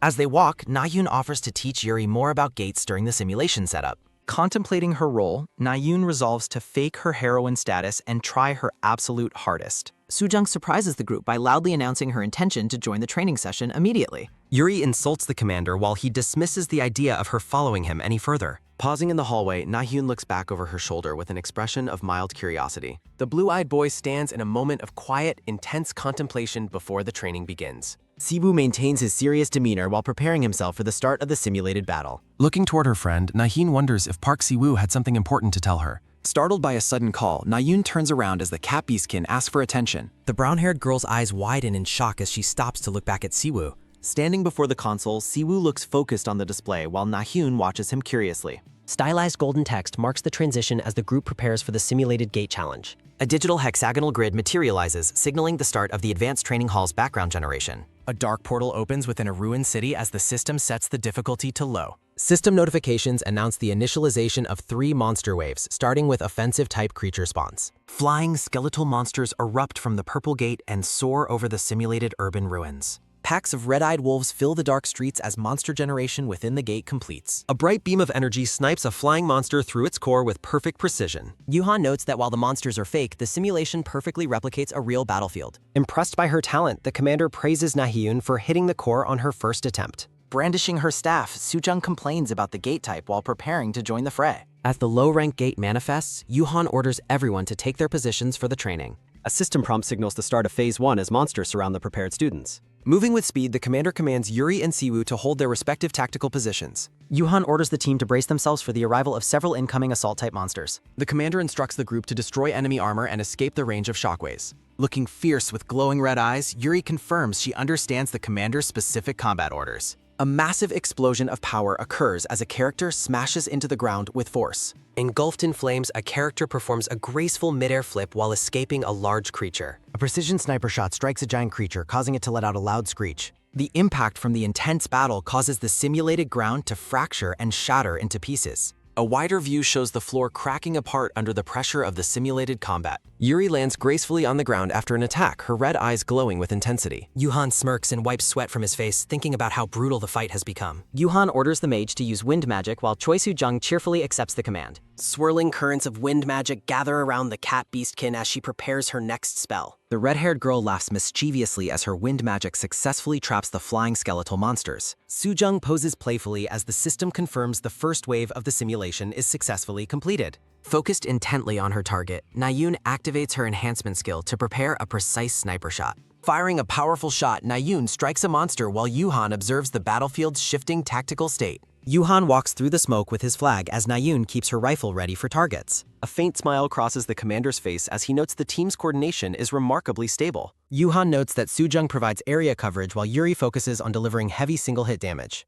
Yuhan observes that Na-hyun's versatility and the group's coordination make them a surprisingly effective unit. Gripping his bloodied sword, Siwoo stands ready as Yuhan asks what he has discovered over there. Yuhan marvels at Siwoo's quiet strength as the blue-eyed boy carries the weight of the team. Narrator notes that the boy is already handling the Child of the Wind skill with impressive smoothness. Siwoo moves with fluid grace, his blade cutting through the packs of flaming wolves with incredible precision. A narrative bubble emphasizes Siwoo's overwhelming prowess, describing him as a true monster on the battlefield. The commander's internal thoughts reflect that Siwoo's growth has already exceeded his highest expectations for the session. Yuhan considers that this specific group of students possesses the potential to form an exceptionally powerful party. The commander notes that their long-term success depends entirely on Na-hyun continuing to develop her unique skills. Soo-jung excitedly praises the group's performance, noting how perfectly everyone is following Yuhan's tactical lead. Soo-jung anticipates a record clear time, but Yuhan warns her not to relax before Phase 1 ends. Narration explains that while outbreak waves usually require multiple parties, their group is managing it alone. Standing amidst the ruins, the commander reflects that the simulation is proceeding smoothly despite the adjusted difficulty. Yuhan alerts the team to the final wave of Phase 1 while Na-hyun confirms her readiness. A sudden change in the atmosphere causes the cat beastkin to look back in startled surprise. Yuri warns that a monster has broken off and is charging directly toward Na-hyun's vulnerable rear position. Na-hyun frantically reloads her rifle as the flying creature closes the distance with a menacing screech. Na-hyun confirms she is ready but panics when her shot fails to penetrate the monster's core. Turning around in concern, Yuhan notices Na-hyun's exhaustion and wonders if her mana has been completely drained. Yuhan realizes he overlooked Na-hyun's low base stats as he cast a shield to protect her. Exhausted and out of mana, Na-hyun feels helpless as Yuhan desperately calls out her name for help. The monster's fierce attack begins to crack the defensive barrier, threatening to break through at any moment. A massive impact sends shockwaves through the area as the struggle between the shield and monster peaks. The monster is violently repelled as Yuhan stands his ground to protect the terrified Na-hyun behind him. Siwoo remains silent, his intense gaze fixed on the battlefield as his presence fills the area.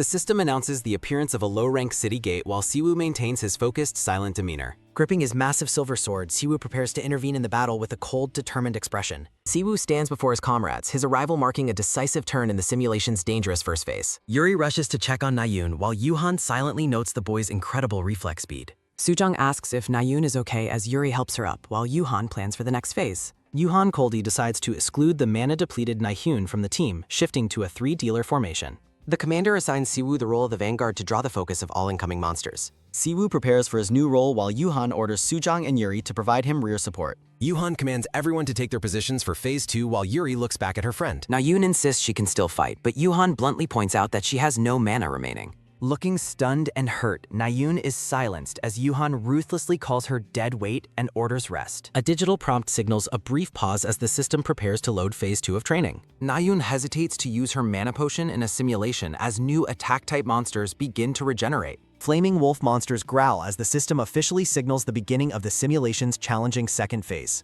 Yuhan commands Yuri to lock down the front line while Siwoo prepares to deliver a finishing strike. Yuri unleashes her flames while the commander warns the team about monsters closing in from their left. The red-eyed commander observes his team struggling as the simulation enters its most difficult stage. Yuhan notes their disadvantage with Nahyun down while a monster strikes Sujong as Yuri panics. Standing amidst the chaotic simulated ruins, the commander stays near his exhausted partner for support. The black-haired man clicks his tongue in disappointment while deciding to end the training session.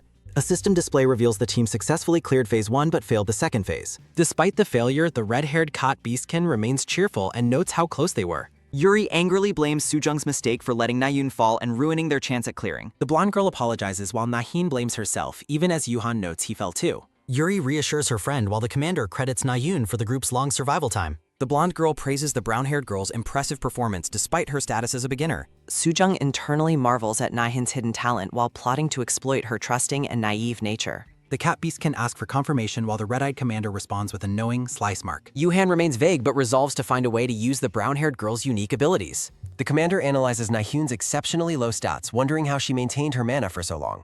System data explains Nahyun's perfect aim skill drains mana based on the level of accuracy correction. Yuhan is amazed that Nahyun didn't collapse sooner after firing a relentless barrage of mana bullets. The commander realizes the only reason she lasted so long was due to a specific hidden factor. Narrator explains Nahyun's natural accuracy is so high that her skill requires almost no mana assistance. Looking stunned, the brown-haired girl reacts to the sudden realization of her own inherent tactical value. Yuhan wonders why a character with such immense natural talent never appeared in the original story. The commander smiles, satisfied with finding a hidden treasure and anticipating the raid scheduled for tonight. The cat beastkin addresses her senior while the commander turns his attention back to the group. Standing tall, the black-haired man maintains a confident and charming expression after the training session ends. A mysterious prompt asks if the student would like to experience a real, non-simulated gate challenge. The scene shifts through a blur of vertical lines as time passes before the nightly meeting. A close-up shows the brown-haired girl letting out a soft, skeptical sound regarding the commander's plans. Nahyun suspects Yuhan is plotting trouble while he offers to take her somewhere special later tonight. Looking suspicious, the green-eyed girl maintains a stern expression while listening to the commander's vague offer. Nahyun's internal thoughts reflect her concern over her own poor stats and her performance during training. Nahyun worries that failing to manage her mana will make her attacks useless against a monster's core. A character's legs are visible as they approach, telling the girl not to stress over outcomes. The brown-haired girl looks up in surprise as the blue-eyed boy kneels before her in concern. Siwoo explains the purpose of practice and suggests that mana potions could help her last much longer.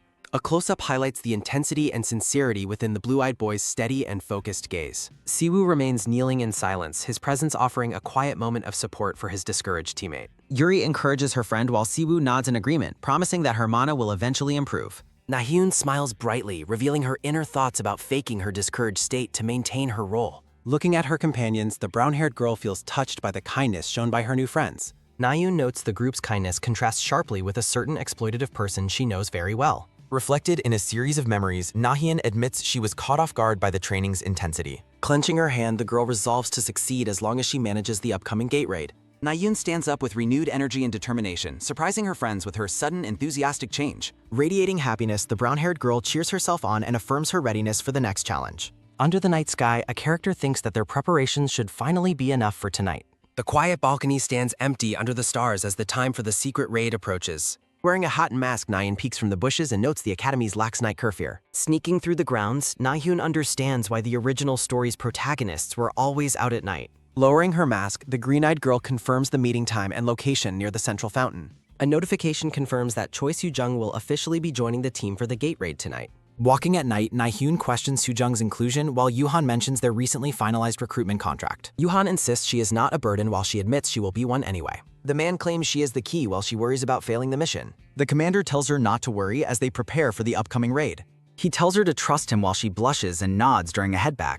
Yoo-han thinks she likes being potted while she internally expresses her intense hatred for it. Na-hyun notes she cannot see previous conversations because of the protagonist arc's perspective limitations. Na-hyun notes that Yoo-han called the Cat Beastkin Sr. while she watches from a distance. A flashback shows Yoo-han inviting the Cat Beastkin Sr. to a real gate raid experience. Na-hyun suspects that Yoo-han used a specific secret to lure the Cat Beastkin into joining. Na-hyun decides to keep her senior status hidden while plotting against the suspicious conman. Seeing comments about the head pat, Na-hyun resolves to eventually break the conman's rest. Checking for more comments, Na-hyun reads one suggesting the commander felt uncomfortable during the training. A flashback shows Na-hyun watching nervously as the copy skin hugs the black hair man. Reading a comment about following him like a chick, Na-hyun angrily denies the claim internally. Na-hyun smiles at comments about harem tropes while resolving to stay in a supporting role. The brown-haired girl makes a confused sound while reading more strange comments from the readers. Na-hyun reads a comment suggesting a romantic pairing between her and the blonde-haired Yuri. The girl stares in shock at the screen, questioning the deal of the reader's strange theories.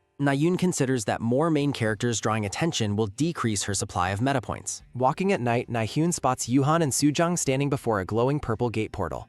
Waving energetically, the red-haired Cot Beastkin greets Na-hyun as she arrives at the meeting spot. Na-hyun waves back while resolving to appeal to readers by becoming Yoo-han's secret hidden gem. A text prompt highlights Na-hyun's plan to establish herself as the conman's most valuable asset. Soo-jung is amazed by the portal while Yoo-han confirms they are about to start the raid.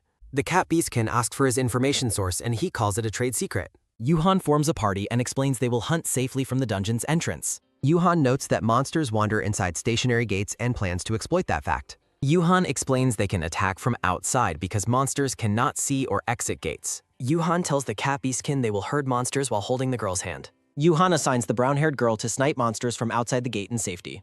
A narrative display introduces the group's specific hit-and-run tactic for the upcoming gate challenge. Yoo-han provides mana potions and tells the girl to use her magic power freely. The black-haired man confidently states that he has every detail of the operation already figured out. Standing before the swirling purple portal, the commander prepares to lead his team into the dungeon.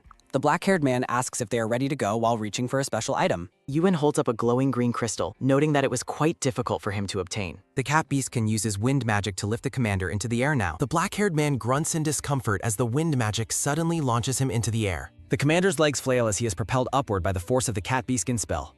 Yoo-han notes the extreme speed nearly snapped his neck while seeing the incoming experience points. Narration explains that the monsters cannot help but charge toward the enticing energy of the crystal. Digital text identifies the glowing green item as a valuable Grade 1 sandworm monster core. A group of round, blue shark-like monsters growl aggressively as they spot the intruders above them. The commander tells the damage dealer she faces a tough time for a sweet reward.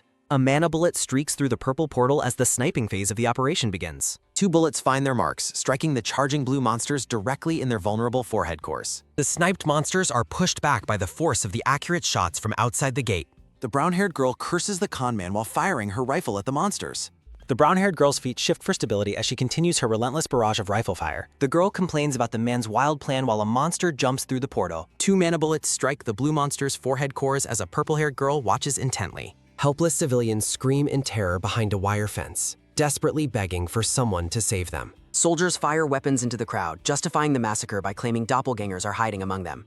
A woman's eyes go white as she lets out a silent, agonizing scream behind the fence. A woman in a white coat is shot in the head as red-eyed shadows watch closely. Shards of a monster's forehead core scatter through the air following a high-precision mana bullet strike. Kneeling beside the purple portal, Na-hyun continues to fire her sniper rifle into the monster-infested desert. The green-eyed girl clenches her teeth, disturbed by the unsettling memories that suddenly surface during battle. A pink circuit pattern stretches across the sky, signaling the start of a major dungeon event. The desolate desert hills within the gate stand silent under the shimmering, patterned sky after combat. Standing among monster corpses, Yoo-han asks for a gentler lift while Soo-jung reacts with confused laughter. Kang Na-yen cheers enthusiastically as she realizes her stats and skills have increased significantly after training. A digital status screen displays Na-hyun's sniper level 15 stats, showcasing her improved agility and mana. The system interface details Na-hyun's current skills, including level 5 mana bullet and level 2 bullseye. The black-haired commander looks completely stunned as he processes his teammate's sudden and massive power spike. Na-hyun mocks the commander, calling him a scammer while asking if he is finally satisfied now. Chibi Na-yoon frantically wonders if pouring her meta points into the man caused this unexpected outcome. An eagle flies over as the team discusses Nahin's sudden growth before she insists she's fine. The black-haired man suggests moving to explore the inner dungeon, and the brown-haired girl readily agrees. Title art covers the ground of the desert dungeon, which is now littered with monster remains. Floating nearby, the cat beastkin asks Na-yoon about her inventory skill, prompting the girl's surprised confirmation. Soo-jung explains that all awakened beings gain inventory at level 2, teasing Na-hyun for using it earlier. Yuhan explains the basics of the level 1 inventory skill, which allows for storing limited item types. Yuhan brags about his level 10 inventory capacity, while Na-hyun internally mocks his legendary trash skill build. The commander plans to sell monster carcasses later, and the sniper offers to gather everything for him. The group's footsteps crunch on the dirt path as they approach the massive stone gates ahead. Arriving at a grand temple, the commander asks the red-haired senior to lead the scouting mission inside. Yuhan and Na-yoon stop at the doorway, startled by a sudden, intense shift in the atmosphere. Dust falls from the ceiling as the entire temple begins to shake violently during their initial exploration. Na-hyun stumbles from the tremors until green wind magic begins to stabilize her feet on the floor. The team floats safely over a glowing blue magic circle while Na-yoon thanks Soo-jung for the help. Na-yoon realizes this event deviates from the original story as game-style pixel graphics appear in her mind. Yuhan smirks darkly as Na-yoon concludes that the scammer has triggered a secret event from the game. A system prompt announces a trial for the Kins of the Beasts, leaving Na-hyun in absolute shock.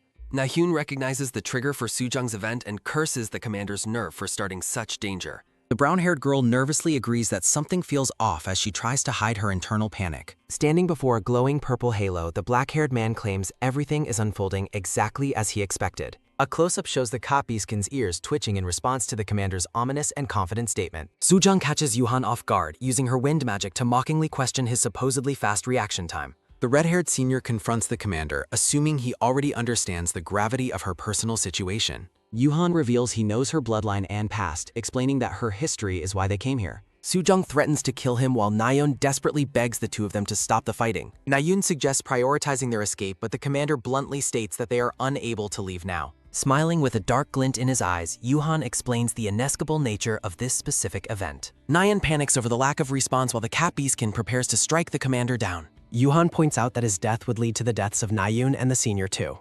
The girls react in confusion as the commander reveals they are inside the legendary Temple of Beasts. Yuhan explains the temple's history as a beastkin trial ground and claims to have a winning strategy. The black-haired man asks the cop beastkin senior if she has a reason to survive this trial. Na-yoon is outraged that her life is being used as a bargaining chip in the commander's negotiation.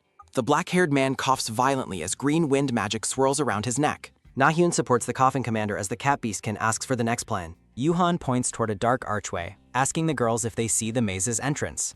A narrative bubble explains that a challenging maze begins once they pass through that door. The team stands within a stone hallway as they prepare to navigate the dungeon's labyrinth. Na-yoon looks up and ponders their situation while making a curious sound in the ruins. Yuhan explains his vision-sharing skill allows him to see exactly what Na-hyun sees during exploration. Approaching a runic archway, the commander identifies characters containing hints for avoiding dangerous traps. Deciphering ancient texts, Yuhan confidently leads the group while the girls react with mixed amazement. The sniper observes her companions while the red-haired senior remains skeptical of the man's intentions. Na-yoon asks the beastkin senior what she should call her, seeking a more casual relationship. Soo-jung happily accepts being called senior and makes a playful cat gesture to celebrate. The red-haired senior claims that the commander's recent actions were bad by her personal standards. Na-yoon whispers to the senior, promising she will eventually help her scold Yuri as well. The cat beastkin's eyes widen with surprise after hearing the sniper's unexpected offer of cooperation. Standing among bright flowers, Na-hyun encourages the senior not to worry too much about everything. A close-up shows the red-haired beastkin laughing softly as she feels relieved by Na-hyun's support. Soo-jung erupts into loud laughter while the brown-haired girl watches her with a confused expression. The cat beastkin playfully pinches the sniper's cheeks while Na-hyun cries out in mild pain. Soo-jung asks to join the scolding session, and Na-hyun agrees if the commander stays alive. Reaching a grand hall, the senior cheers their arrival while the sniper questions the exit. Yuhan identifies the reward room where a bone-shaped key item floats upon a tall pedestal. The group stands before the central pedestal in a large, ruined temple chamber filled with carvings. The commander tells the cat beastkin senior she must be the one to catch it. The cat beastkin's feet step forward onto the stone floor as she approaches the reward. Soo-jung holds a skeletal skull key while Yuhan identifies it as a key story item. Yuhan smiles dramatically, prompting Na-hyun to think he acts like an embarrassing 8th grader again. The senior smacks the commander with wind magic and asks if he is finally finished. Na-hyun hands the dropped key to a battered Yuhan, who thanks her with a smile. A purple portal appears behind the reward room, which the group recognizes as the excerpt. Yuhan bids the girls farewell until a sudden gust of wind magic grabs his collar. Sujong reminds the commander of his earlier provocation and claims she doesn't care if he dies. Holding the commander by his tie, the senior asks what kind of deal he wants now. The Cap Beastkin is momentarily stunned into silence by whatever secret deal the commander just proposed. Yuhan asks if she will accept the deal, and the senior reluctantly agrees to his terms. Nahyun notes that the scammer used a sound-blocking item so she could not eavesdrop on them. Yuhan waves goodbye to the group, promising to report the dungeon while the senior insults him. A thought bubble conveys the girl's exhaustion and her simple desire to collapse on her bed. Peaceful blue skies and white flowers signal the group's safe return to their normal daily lives. Morning light bathes the academy, which is described as the hope for government-supported awakened ones. Classmates swarm Nahyun, calling her one of the twin stars and praising her recent gate clearing. Yuhan sits on a throne being pampered by students while Nahyun notes he's having a blast. The classroom doors burst open as Nahyun wonders if this chaotic event has happened before too. A blonde girl glares with red eyes, calling Yuhan a trash bastard and demanding he appear. Yuhan greets Yuri as his little sister, while Nahyun watches the sibling confrontation begin with surprise. Yuri delivers a powerful punch to Yuhan's face as Nahyun cheers for her friend's bold retaliation. Yuri continues beating the commander, who tries to argue that he did not use any force. Nayeon tells Yuri not to be like that while internally embracing her helpless sunny heroine persona. Yuri clutches Nayeon's hands with concern, asking her friend if she was hurt during the raid. Yuri asks if the shameless man ever dared to lay a hand on the brown-haired girl. The black-haired man lies battered on the floor, regretting that he didn't let Nahyun sleep in his dorm. Nahyun reassures her friend that Yuhan was kind while insisting that breaking dormitory rules is wrong. Yuri apologizes for her oversight while Nahyun secretly reflects on the prior contract she made with the commander. Yuri reacts with visible fluster, blushing as she tries to deny the overwhelming cuteness of Nahyun's puppy-like thoughts. A text prompt declares that liars are the worst and blames all the trouble on Na Yuhan. Chibi Nahyun appears in a bubble, cheerfully suggesting that they should just blame everything on the scammer. Nahyun and Yuri share a deep sisterly hug in the middle of the classroom's chaotic aftermath. As Nahyun expresses relief over her safety, Yuri continues to relentlessly beat the commander in the background. Nahyun observes the scene, noting that Yuri's lack of skills in her strikes suggests a slight improvement in the siblings' relationship. Yuri erupts in a purple aura of rage, accusing Yuhan of still plotting to exploit people for his personal gain. Nahyun watches the background chaos of flying furniture while questioning if the situation has truly improved or not. A muscular instructor with sunglasses announces that midterms will be practical exams and demands his students pay attention. The teacher hits a sleeping student with chalk, lecturing that understanding theory is necessary to avoid such attacks. The classroom erupts in laughter at the student's misfortune, while Nahyun smiles and the commander remains stoic. Nahyun reflects on the surprisingly peaceful day, noting it feels as if last night's danger was a dream. During practical class, the instructor summons the twin stars to the front to provide a combat demonstration for everyone. Sujong joins the lunch table with a smile, prompting Yuri to bark jealously over her proximity to Nahyun. As the sun sets, Nahyun ponders the approaching hardships that are destined to occur in the story's timeline. A visual shift displays a phone screen and a dark tower, symbolizing the looming world-ending flood of calamity. Narration explains Yuhan's identity as a scammer who possessed a game villain and uses vast meta-knowledge to survive. The focus shifts to the overarching goal of preventing the catastrophic event known as the Flood of Calamity. Nahyun decides to use the meta system to strengthen herself while staying by the scammer's side to prepare. Nahyun resolves to fully exploit her knowledge of the story to remain close to Yuan for the long term. Nahyun identifies the upcoming midterm practical exam ambush as the first major hurdle she must prepare to face. Yuhan approaches Nahyun in the library, announcing that he has finally finished the financial settlement from their raid. Nahyun is stunned into silence when Yuhan reveals that the monster loot and treasures yielded a massive profit. A decorative screen announces with great fanfare that the time for the team's reward has finally come. Nahyun reminds Yuhan of their initial contract, insisting that all the profit belongs entirely to him as agreed. Yuhan dismisses her concerns, explaining that he only processed the byproducts and a proper split is now necessary. Nahyun recalls that the original story scammer was parasitic but always shared loot fairly with his own teammates. As Yuhan asks for her bank account number, Nahyun wonders if this generosity indicates a change in his character. Yuhan initially suggests splitting 1 billion each as he presents a shower of gold coins to a shocked teammate. The commander then clarifies the total is actually 10 billion each, causing Nahyun's eyes to bulge in disbelief. Nahyun envisions her orphanage, realizing this massive wealth could finally give her younger siblings everything they ever wanted. Her vision continues with dreams of buying art supplies and a piano to support her siblings' future education. Nahyun hopes the money can heal her sick brother and save her teacher from the shame of begging. Yuhan asks Nahyun what she would actually do if she suddenly came into such a vast amount of money. Nahyun remains paralyzed with a dazed expression, completely overwhelmed by the gravity of becoming an overnight billionaire. Assuming she would want better gear, Yuhan suggests buying a weapon, but the girl's thoughts are elsewhere. Na-hyun surprises the commander by joyfully declaring that her first priority would be to donate the entire fortune. Yuhan stares at his phone in disbelief, unable to process why she would choose to give away the money. Yuhan urges Na-hyun to invest in her own strength while she calculates how to maintain her sunny heroine persona. Realizing she must be clear, Na-hyun decides to settle the issue immediately to prevent further suspicion from the commander. Na-hyun explains that she owes a great debt to a specific place and vowed to donate when she succeeded. Na-hyun maintains her act, asking the commander if her selfless behavior fits the sunny character he has always seen. While Na-hyun secretly worries about her suspiciousness, Yuhan tells her to just accept her role in the game setting. Standing her ground, Na-hyun firmly insists that she does not want to give up on her goal to donate. Yuhan sighs and gives in, scratching his head while telling her to spend her money however she wishes. Na-hyun celebrates her successful bluff with an enthusiastic series of silent cheers as the deal is finally finalized. Yuhan watches her with a confused expression, completely baffled by her intense excitement over giving away 10 billion. Na-hyun looks up with teary eyes, a soft, relieved smile touching her lips. Yuhan asks if she is okay or if something is wrong while acting flustered. Na-hyun continues to cry happily, overwhelmed by her relief and the commander's generosity. The black-haired man blushes deeply, visibly uncomfortable with her intense display of emotion. Yuri charges down the hall, screaming at Yuhan for making her friend cry. Yuri attacks while Yuhan denies everything and Na-hyun insists she is perfectly fine. A mysterious red-robed woman smokes a traditional pipe amidst ancient, ornate dragon carvings. The woman asks if Na-hyun is the brat who claimed to solve her problem. Vibrant red camellia flowers bloom against a dark, atmospheric backdrop during the flashback. Na-hyun steps forward to answer the woman, beginning her proposal for a secret deal. The girl declares her ability to distinguish between the entities known as the Gemini. Seated on her throne, the mysterious woman asks what the terms of the deal are. Na-hyun requests citizenship and safe passage for the people at her beloved orphanage. The woman asks for one more wish since there is still a surplus value.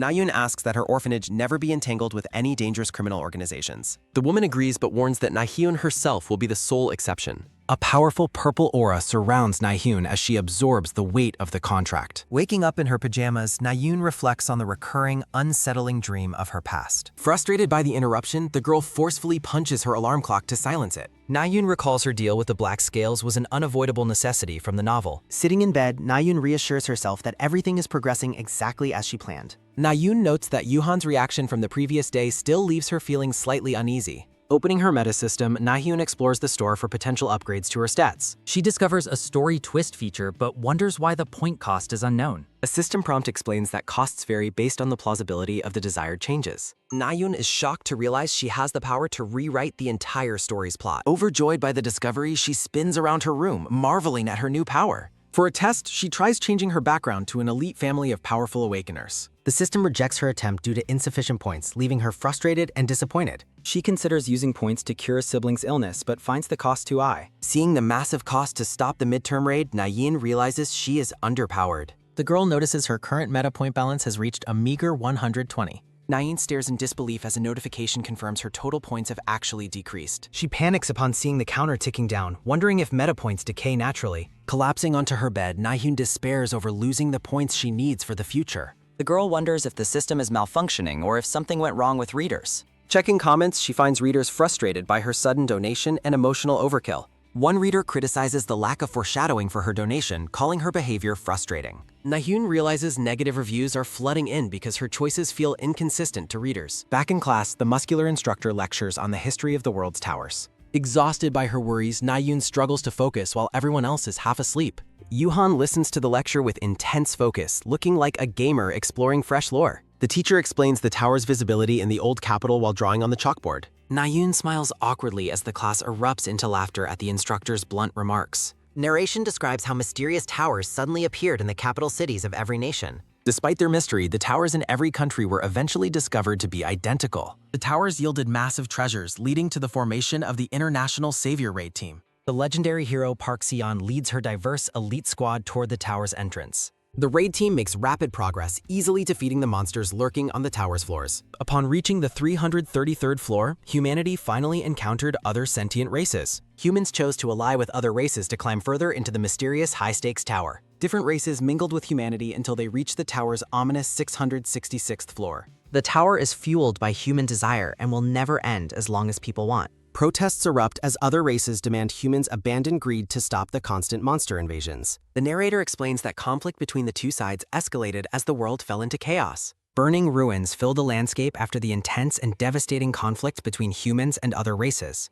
Humans eventually resolved to seal the tower, bringing peace for only a few short decades. External gates reappear as Naheen ponders how the game setting matches the story's current timeline. The instructor explains that the tower's name became unified following the events on floor 666. Identified as the Tower of Greed, the instructor notes how it burdens the current generation. The instructor uses a chalkboard to explain how residential zones are divided into 3 areas. A visual display focuses on the safe zone, areas where gates are least likely to spawn. Nayun worries that no place will be secure once the flood of calamity truly arrives. The girl identifies a key character she needs to meet before striking another dangerous deal. Yuhan stares at his notebook while contemplating the entity known in the story as the Oracle. A decorative card reveals that the mysterious Oracle figure appears midway through the original novel's plot. Yuhan is depicted floating within massive ethereal hands, suggesting he is being pulled through worlds. Watching the man, Nayun wonders if the Oracle is responsible for her presence in this world. Nayun reflects on how the Oracle mentored the scammer but frustrated readers with his suspicious nature. Reading negative comments, Nayun fears her recent choices have caused her precious meta points to drop.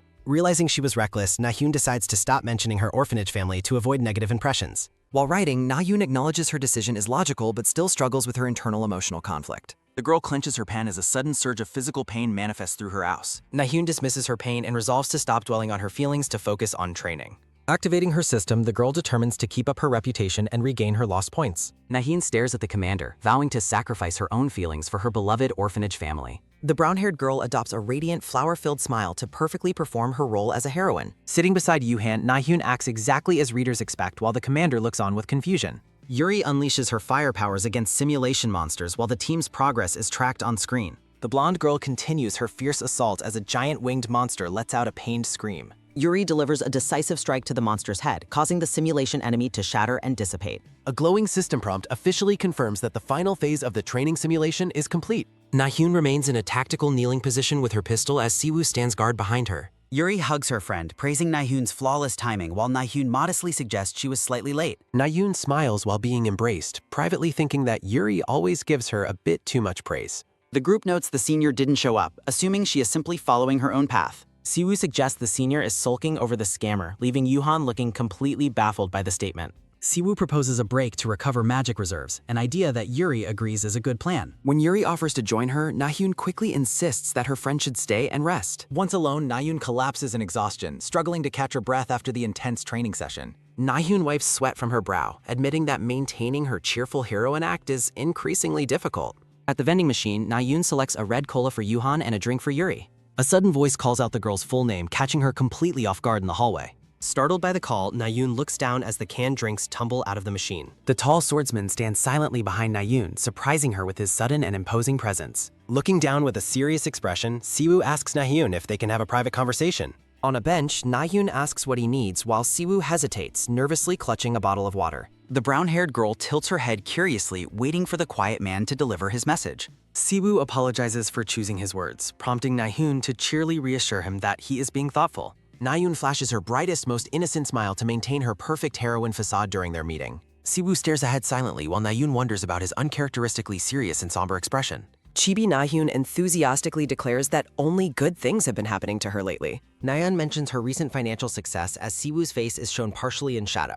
Siwoo attempts to clarify his words, stating that is not what he meant. Well, staying hydrated is apparently more important than listening to a boy's awkward emotional explanation. Siwoo offers to tell a story about an acquaintance since Nahun refuses to talk. Siwoo mentions the tale of a fallen hero, causing Nahun to react with sudden shock. Narration describes hero Park Seon, the captain of the Saviors, as an exceptionally gifted leader. People entrusted her with vital missions, and she completed every single one of them brilliantly. During a public speech, Seon thanks the crowd for their support and promises continued excellence. A shocking truth reveals that the tower is fueled by human desire and never ends. The revelation caused public outrage against heroes, leaving Seon consumed by intense, lifelong guilt. Nayun realizes this tragic backstory about Siwoo's grandmother was never mentioned in the original novel. Siwoo explains that despite her inner suffering, his grandmother always managed to smile for him. A warm flashback shows the grandmother gently patting young Siwoo's head during a moment of peace. The narration explains the grandson always knew his grandmother was masking a very deep sorrow.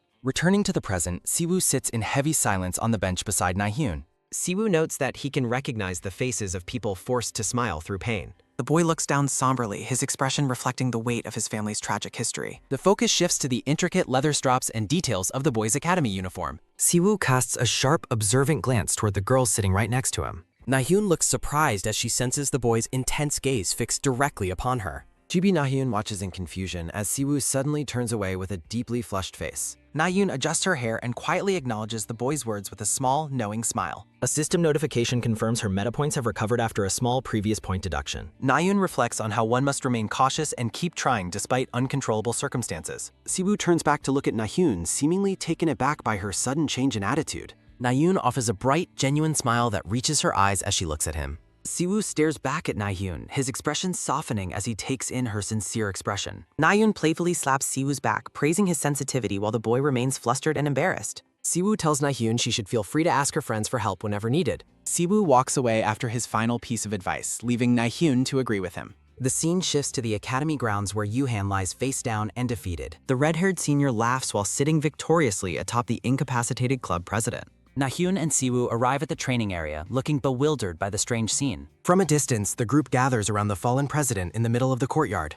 Yuri holds Na-hyun as the red-haired senior explains they simply taught Yuhan a little lesson. The red-haired senior asks Yuri for permission to join in on Yuhan's next physical punishment. Na-hyun panics over Yuhan's bloody nose while an unseen voice commands them all to stop. Through a bedroom window at night, Na-hyun is seen sitting alone on her bed. Na-hyun reads digital comments criticizing her decision to donate money instead of buying better gear. Na-hyun notes she is handling the negative feedback much more calmly than she did before. Remembering Siwoo's encouraging words about relying on friends, Na-hyun lets out a soft, happy laugh. Na-hyun flops onto her bed and stretches out, finally feeling relaxed after a long day. The next morning, students gossip about what the manipulative club president is planning this time. Yuhan uses a megaphone to loudly announce recruitment for the Gate Treasure Exploration Run. Several high-value magical artifacts and scrolls are displayed as rewards for anyone who joins. Students express utter disbelief and skepticism at the idea of receiving such expensive items for free. Yuan continues his energetic pitch, promising free ice attribute gear to anyone who signs up. Hana stands elegantly amidst white roses as the final recruitment incentive for the new club.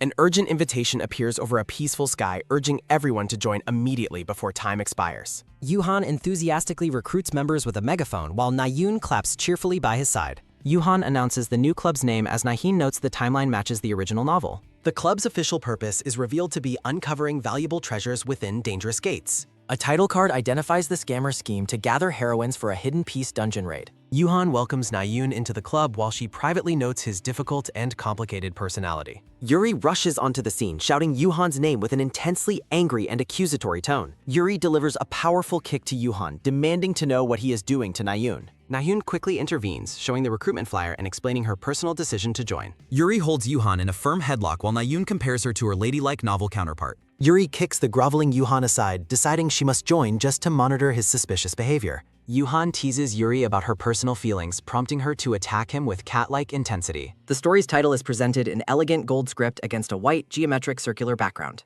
A serene transition panel shows sunlight filtering through leaves, signaling a shift in the academy scene. Students gather outside a room, gossiping about the overwhelming number of applicants for Yuhan's interviews.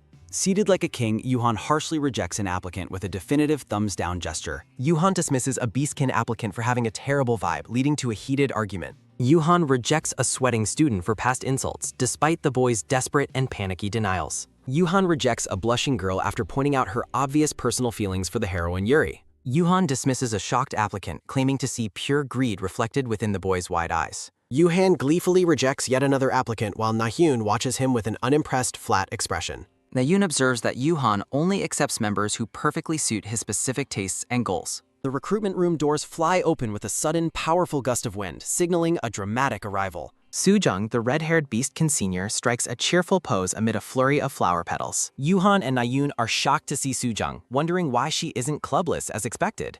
Chibi versions of Na-hyun and Yuhan express total confusion over the senior's unexpected presence. Soo-jung playfully winks at the pair, confidently asking for confirmation of her immediate club membership. Soo-jung stamps her own application and celebrates while Yuhan reels from a painful physical blow. Soo-jung takes charge of recruiting as Na-hyun brings Yuhan the stamp to continue the interviews. A close-up focuses on a pair of black-laced boots stepping into the recruitment room. A pale hand holds a club application, preparing to present it to the club's interviewers. A tall girl with long silver hair stands silhouetted before the seated Yuhan and Na-hyun. Na-hyun gasps in shock, instantly recognizing the mysterious person who has just walked into the room. Descriptive panels highlight the new arrival's pale complexion and her flowing, shining silver hair. A striking close-up reveals the girl's cold blue eyes, which project a calm, steady impression. Naheen confirms the girl's appearance perfectly matches the detailed descriptions found in the original novel. Yuhan jumps up in excitement, shouting his immediate approval of the new applicant, Lihana. Yuhan enthusiastically declares Lihana a perfect fit while Nayun watches him with a silent sweat drop. Sujung offers to stamp Hana's approval while Yuri prepares to hand her the club guidebook. Lihana agrees to hang out with Sujung later, confirming their close friendship to Nayun.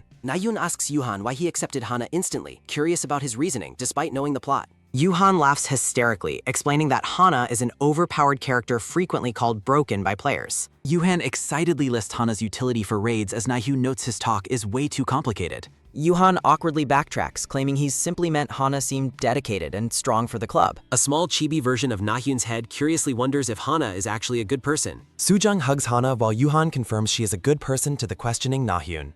Nayun looks on thoughtfully, concluding that Hana cannot be simply summed up as just being kind. A blood-stained sword appears as Naheen reflects on how Hana's kindness became her greatest weakness. Yuhan looks toward the door with confusion as the next applicant prepares to enter the room. Both Nahun and Yuhan are struck with visible shock as they witness the next person entering. The tall swordsman walks through the hallway with a calm and imposing presence. Introducing himself with a steady gaze, Park Si-woo formally joins the group's conversation. Yuhan and Nayun are shocked that the top ranker applied, leading Yuhan to accept him immediately. Nayun privately reflects on Yuhan's opportunistic nature, noting he never misses a recruitment chance. A formal document officially establishes the Gate Treasure Exploration Club with its 6 founding members. Chaos erupts as Yuri kicks Yuhan through the air while the other club members watch. Nayun politely greets Hana while secretly planning to rely on the protagonist's strength during missions. Nahun quietly steps into a supporting position, hoping to remain completely unnoticed by the group. Peering through her scope, Nahun determines to keep her distance and avoid any direct attention. Facing a massive ice beast, Nahun questions why she ended up as the main damage dealer. Nahun takes aim from a snowy ridge, blaming Yuhan's deceptive schemes for her current situation.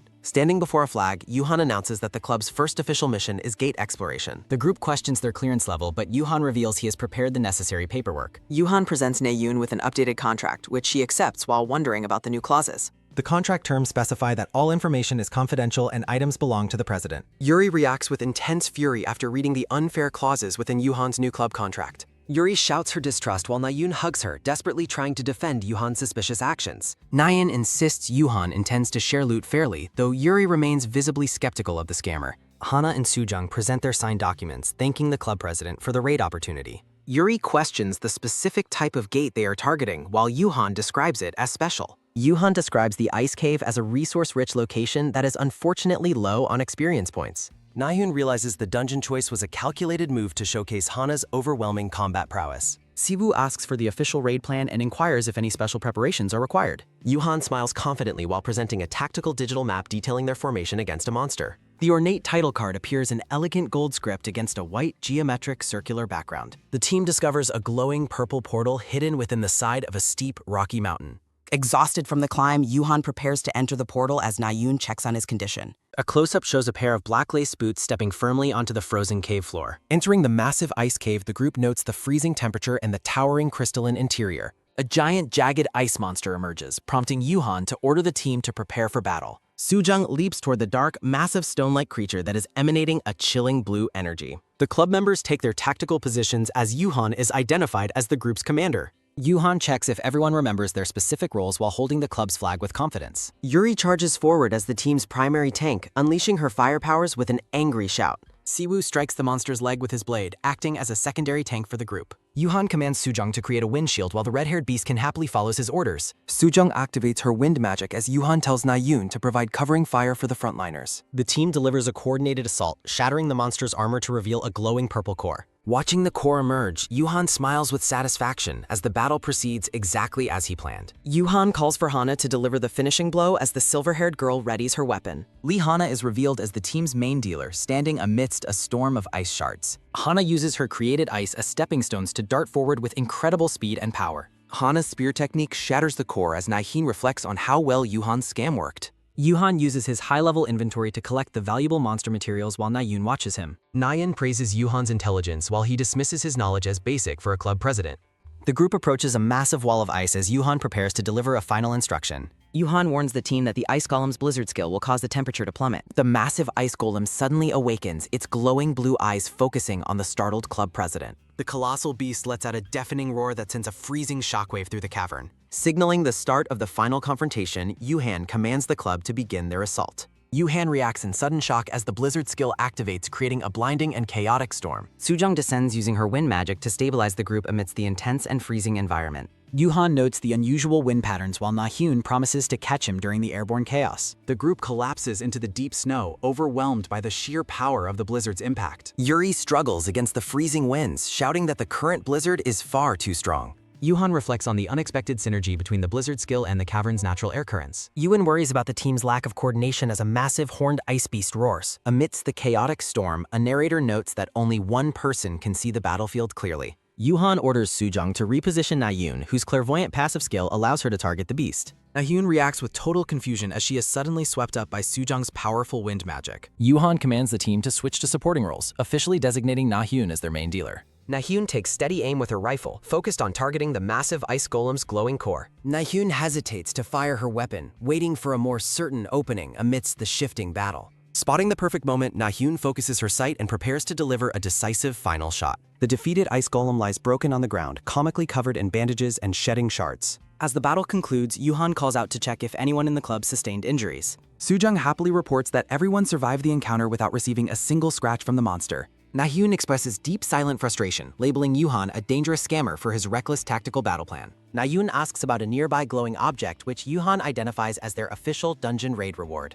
A close-up reveals a rare ice attribute necklace, stunning the club members with its high quality and value. Yuhan gathers the team before leaving the dungeon, wanting to discuss how to distribute the treasure. Yuhan explains that the item is too rare to sell and should strengthen the party instead. Yuhan proposes giving the necklace to Hana, establishing that items will go to those with matching attributes. Hana reacts with shock, while Yuhan notes that the ice attribute perfectly counteracts her fire curse. The club members enthusiastically agree to Yuhan's fair distribution plan, while Hana remains visibly surprised and moved. A close-up shows Hana blushing slightly, deeply appreciative of the president's thoughtful and strategic gift. In a chibi-style illustration, the red-haired Sujong playfully hugs Hana to celebrate their successful first mission. Yuhan presents a variety of items to Yuri, fulfilling his promise to provide rewards upon joining. Yuhan presents a beautiful silver bracelet to Na-hyun, identifying it as her personal share of the loot. A close-up captures Na-hyun's eyes widening in pure awe as she gazes at the sparkling, intricate bracelet. Na-hyun celebrates the bracelet's cute design while secretly planning to sell the expensive item for cash later. Yuhan leads the group back through the glowing portal, signaling the end of their successful mission. The elegant gold title card is presented against a geometric background, signaling a transition between story beats. A serene scene depicts a clear blue sky and lush green trees outside the Academy's main buildings. Na-hyun runs frantically away from the Academy Tower, mentally cursing Yuhan for making her the focus. A text overlay captures Na-hyun's intense vocal frustration as she vents her anger toward the club president. A crowd of eager students chases after Na-hyun, desperately begging to see her rare and expensive gem. Na-hyun screams in terror while the president watches her struggle, questioning her involvement in another troublesome situation. A system window displays the president's narration detailing his tactical manipulation of the team's item distribution. The text confirms Yuhan sent everyone home while his gaze turns dark, focused on an unresolved matter. Dark energy swirls around Yuhan as he reflects on a specific problem that still requires his attention. Yuhan retrieves the purple fox gem from his pocket, determined to find a way to utilize it. The scene shifts to the academy exterior at night while Yuhan ponders who can help him. A text box appears beside Yuhan's feet as he continues searching for a specific, reliable person. Smirking with confidence, Yuhan decides on a perfect candidate who always listens to his various tactical requests. A text box explains he needs someone with the minimum level to resist the gem's powerful enchantment. Na-hyun is shown smiling radiantly against a blue sky, unknowingly becoming the target of Yuhan's next plan. Yuhan presents the dark, swirling gem to a curious Na-hyun and asks her to take it. Yuhan instructs Na-hyun to hold the gem, his expression turning subtly sinister under the dark night sky. A final dialogue bubble commands Na-hyun to report any strange occurrences immediately while she holds the object. Na-hyun calls the president a scammer bastard for dumping the gem on her, wondering why everyone goes nuts upon seeing the object. A student asks Na-hyun if she will accept his love letter, claiming her beauty shines like his gem's destiny and he would risk his life for the object. Na-hyun screams in horror upon seeing a letter with the phrase "the gem" written repeatedly in blood. Yuhan dismissively tells the girl to endure the chaos for a week until the situation naturally resolves itself. Na-hyun shouts that the president is an unbelievable piece of trash and a rotten, game-addicted scammer for telling her to just hang in there. Yuri suddenly appears to invite Na-hyun to lunch, providing a brief moment of respite from the surrounding madness. Na-yoon notes with annoyance that the scammer president immediately ran away the moment Yuri showed up. Na-yoon explains her problem while a voice nearby expresses an obsessive desire to date the round, shiny gem. Students crowd around Na-yoon, speaking in trance-like states about how the gem would make a nice lunch menu. The mob repeats gem in a disturbing chant while Yuri and Siwoo arrive to check if Na-yoon is okay. Siwoo grabs Na-yoon's arm to pull her away from the encroaching students while she thanks him for the rescue. Lifting Na-yoon high above the obsessed crowd, Siwoo asks for an explanation of the strange and chaotic scene. The scene shifts as a single word hangs in the air amidst the academy's towers and greenery. The team asks if everyone began acting strange after Na-yoon received the gem from the president, and she confirms her worry by mentioning the bloody letter. Siwoo suggests destroying the item immediately, but Na-yoon hesitates because the president was the one who gifted it. Siwoo insists Na-hyun is more important than the cursed object, causing her to react with teary-eyed appreciation. The group trusts Siwoo's weapon, the treasured sword of hero Park Seon, as he bids farewell to the creepy gem and prepares to smash it. The group stares in disbelief as the gem remains completely unscathed, proving to be an unbreakable and mysterious artifact. The sky transitions into deep shades of purple and orange as a week passes in the narrative. 1 week later, a voice wonders if the gem is still causing the same obsessive behavior at night. Exhausted, Na-yoon walks with Yuhan as a mob of zombie-like students continues their relentless and repetitive chanting. Na-yoon suppresses her rage, internally venting about how she wants to smash the scammer's head, despite her public image. The mob demands the gem, shouting that they would give up their lives just to possess the glowing object. Yuhan tells Na-yoon to take the gem to the moonlit wake near the main building's walkway as the mob continues chanting. Yuhan promises to hold the mob back while Na-hyun skeptically questions his ability to do so with his stats. Students swarm Yuhan as Na-yoon flees, following his instructions to leave the obsessed crowd to his care. Yuhan stands defiantly before the Cray students, commanding them to stop and challenge him if they wish to pass. Na-yoon calls out to Yuhan as the crowd overwhelms him, hearing him grunt under the weight of the mob. In a chibi-style illustration, Na-hyun vents her frustration at the useless stot trash who is easily defeated. Na-yoon screams as she continues her frantic escape, pursued by students who are chanting commands to obey and kill. Looking back in terror, Na-hyun notices the students' eyes look wrong as they continue to relentlessly chase her. Yuri and Siwoo arrive at the scene with their powers activated, asking Na-yeon if she is safe. Thanking her friends for the backup, Na-hyun continues running toward the lake to complete the president's plan. Siwoo and Yuri prepare to engage the mob, telling Na-hyun to stay safe while they handle the students. The obsessive voices of the students continue to echo, repeating their singular desire to possess the mysterious gem. Na-yoon arrives at the lake and suddenly feels a surge of energy, wondering when the situation became so dire. Sujung appears floating in the air, playfully greeting her junior while using her wind magic to lift her. Hana stands ready with her glowing spear, checking on Na-hyun's condition amidst the swirling magical energy. Moved by their help, Na-yoon reflects on how everyone in the club except for the scammer is an angel. Sujung confirms the plan to send the students toward the lake while Na-hyun confirms the instruction. An elegant gold title card is displayed against a geometric background, signaling a major shift in the scene. Wind magic swirls through the starry night sky as the magical ritual at the lake continues to unfold. Na-hyun arrives at the lake's edge as the bright moonlight reflects off the sparkling surface of the water. The gem begins to crack and glow with intense purple light as Na-yoon watches the transformation in shock. A massive explosion of purple energy erupts from the lake, sending beams of light shooting into the sky. Na-yoon stares in awe as the gem transforms into a towering, flaming purple gate above the water. Yuhan reappears behind Na-hyun with leaves in his hair, calmly confirming that the gate has finally opened. A massive purple portal reveals a room full of ornate furniture as a system window announces the item dungeon, the nine-tailed fox's treasury. Sujung notes the president's extensive knowledge while he cryptically replies that he has his own reasons for knowing. Yuhan shouts that the situation is too much and that he should have been informed much earlier if things were going to end up this way. Kang Na-yeon yells through tears, her face flushed with raw, frustrated emotion. Yuhan reflects on his misjudgment of Na-hyun's reaction while a game interface shows her former praise. Na-hyun decides she will no longer be used as a pawn without any explanation for danger. Standing alone in the night, Na-hyun declares this world is her reality, not a simple game. Yuhan explains his silence was due to unpredictable variables while a companion questions his initial intentions. Yuhan offers a soft apology while gently wiping away the tears from Na-hyun's reddened face. Na-hyun turns away sharply from the president's touch, rejecting his sudden gesture of comfort. The club members surround the crying Na-hyun, providing a protective wall against the president's influence. Yuri furiously scolds Yuhan for his manipulative habits while he justifies his actions as strategic necessity. Yuri rejects Yuhan's excuses about variables, accusing him of completely disregarding Na-hyun's personal safety. Na-hyun tries to soothe Yuri's anger, reassuring her friend that she is ultimately unharmed. Sujung attempts to break the tension by suggesting they focus on the newly opened gate. Hana warns Yuhan that his treatment of them as tools will be addressed later. Yuhan observes the portal, noting that only the gem's previous holder can venture inside. Yuri attacks the president for risking Na-yoon again while Yuhan clarifies that no monsters await her. Yuhan instructs Na-yoon to claim her reward from the legendary vault by returning the gem.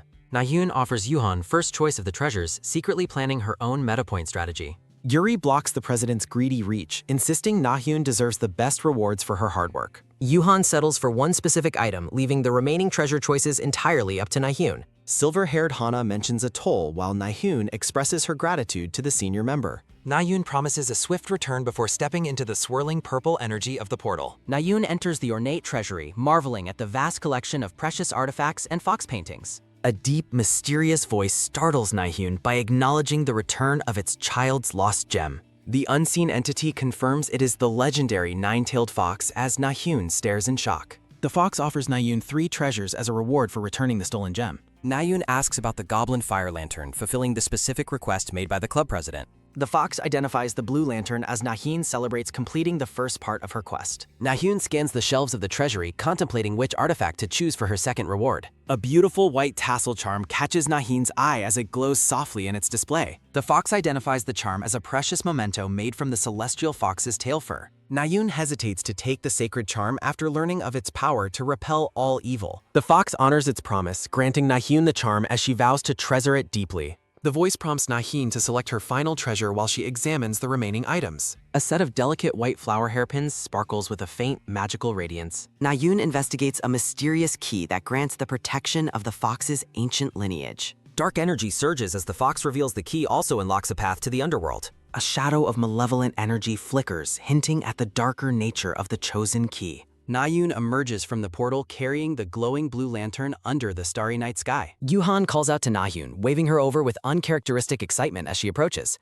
Na-yoon smiles brightly as she presents the blue lantern, which Yuhan identifies as the will-o'-the-wisp. Yuhan greedily snatches the lantern, causing Na-yoon to note his intense and possessive behavior. Sujung inquires about the rewards while Na-yoon describes the protective key and foxtail charm. Yuhan looks confused by the existence of such treasures as Na-yoon explains their protective powers. Yuri frantically checks Na-yoon for hidden injuries, cursing the president for causing so much trouble. Sunlight streams through the Guardian Cafe windows as a new day begins at the academy. Students apologize to Na-yoon for their obsessive behavior during the week the gem was active. Na-yoon forgives the students but glares at Yuhan as he focuses on their upcoming test results. The club members gather to grade their theory tests, reacting with mixed emotions to the answers. Na-yoon celebrates her high score of 89, her eyes shining with pride and relief.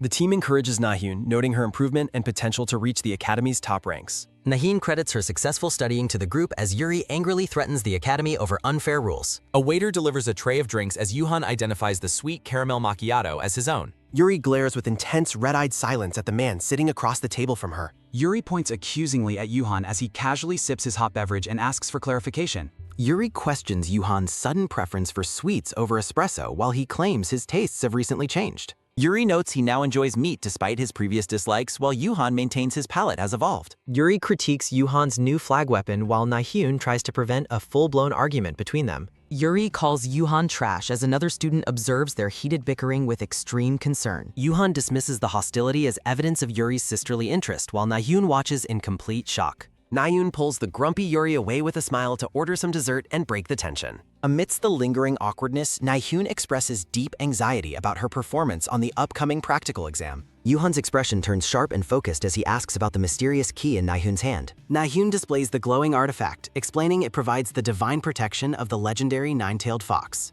Yuhan activates a specialized insight skill to scrutinize the hidden properties of the items Na-yoon recovered. A system window identifies a white tassel ornament that permanently removes all status abnormalities from the holder. Yuhan discovers the second item is a secret tower key that was hidden from the original game. Yuhan reflects on the fox as a legendary secret while he observes the artifact in the night. Yuhan secretly plans to deceive Na-yoon into surrendering the key while Yuri hugs her protectively. Digital comments speculate on the key's true identity as Na-yoon trembles with sudden, intense apprehension. Na-yoon walks away with her friends, resenting the president's greedy and manipulative habits. Chibi Na-yoon is visibly stressed while trying to think of a way to keep her prize safe. The white tassel ornament is highlighted as a thought wonders if it can break a powerful curse. Na-yoon's profile is highlighted against a soft sunset as she loses herself in deep, silent thought. Na-yoon watches her seniors walk by, contemplating if the new artifact can save them from their burdens. Hana notices Nahyun's distracted gaze and asks what is wrong, receiving a quick, nervous dismissal. The training grounds are packed with students scouting for team partners during the busy exam period. Yuri pulls Nahyun aside and asks if she has considered her blunt proposal for the practical exam.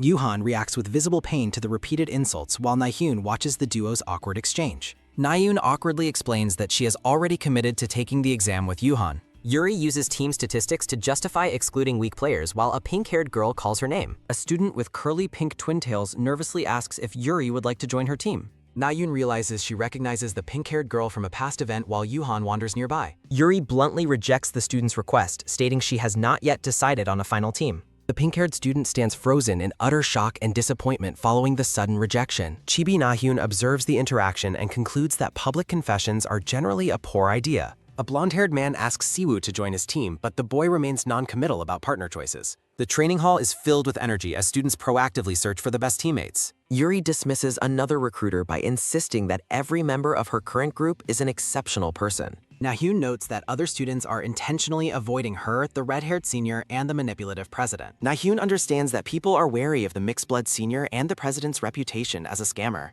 A student with purple hair and oversized glasses approaches Nahyun, identifying her by name.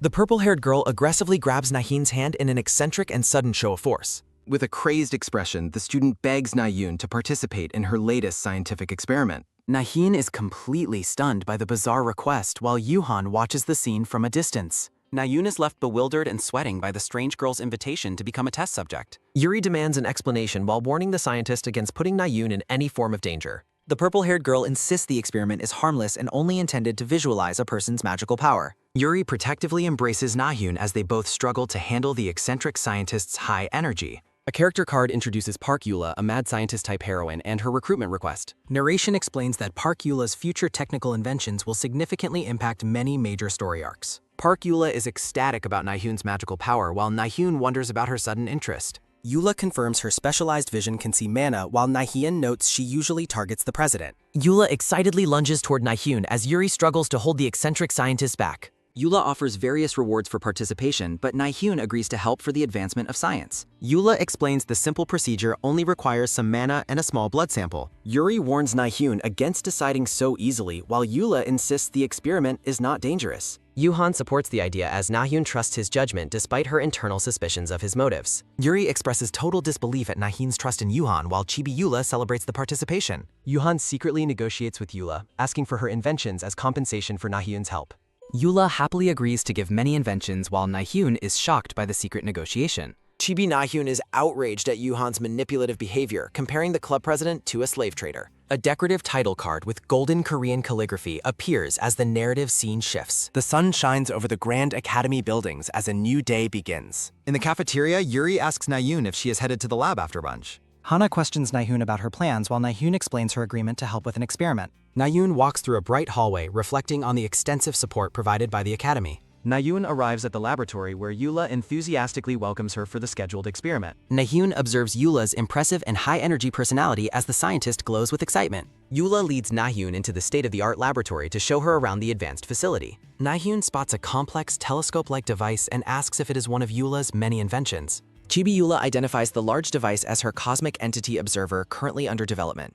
Nahyun is impressed by the device's complexity, recalling its description from the original novel. Eula directs Nahyun to sit in a specialized medical chair to begin the procedure. Nahyun notices metal restraints on the armrest as they suddenly snapshot on her wrist. Eula explains the temporary restraints are for safety, leaving a panicked Nahyun trapped in the chair. Nahyun desperately asks to be released, but Eula dismisses the request as a joke. Eula begins drawing Nahyun's blood with a syringe as Nahyun winces in visible discomfort. A blood sample and used medical supplies sit in a tray as the first part concludes. Nahyun closes her eyes as the complex machinery completes the magic extraction process. Nahyun asks if the experiment is over, but Eula hesitates with a troubled expression. A tense atmosphere builds as a thought bubble reveals that Eula cannot hold back anymore. Eula's eyes glow red as she leans in toward a paralyzed and terrified Nahyun. Eula bares her fangs and leans toward Nahyun's neck as Nahyun panics internally. A bright light flashes in the room as Nahyun sits alone, looking startled and confused. Nahyun looks around the empty laboratory, confused and sweating after the strange experience. Eula asks if Nahyun is awake and invites her back tomorrow for more mana. Nahyun stands outside the high-security laboratory looking bewildered by what just happened. Deep purple energy swirls around as Na-hyun experiences a strange and unsettling sensation. Na-hyun is shocked by her magic's reaction, noting the event happened sooner than in the novel. Narration reveals the secret that the scientist Park Eula is actually a half-vampire. Na-hyun walks away, realizing Eula's vision triggers an urge for blood, hoping for some restraint. Outside, other students continue to pester Yuri with desperate team requests for the exam. Yuri, Hana, and Siwoo are surrounded by students seeking powerful teammates in the courtyard. Chibi Na-hyun sighs at the continuous public confessions and team requests happening around her. Na-hyun is suddenly approached and called by name while walking through the academy grounds. Hana asks Na-hyun if everything went well at the laboratory during the earlier experiment. Hana reaches out and touches Na-hyun's collar area as they stand together in the sun. Hana expresses deep concern for Na-hyun, checking to see if she was hurt in any way. Chibi Na-hyun brightly lies, claiming nothing happened and that the lab visit was fun. Hana stares intently at Na-hyun, seemingly unconvinced by her dismissal as Na-hyun sweats nervously. Hana accepts the dismissal and departs, leaving Na-hyun to question why the silver-haired senior was suddenly expressing such unexpected concern for her well-being.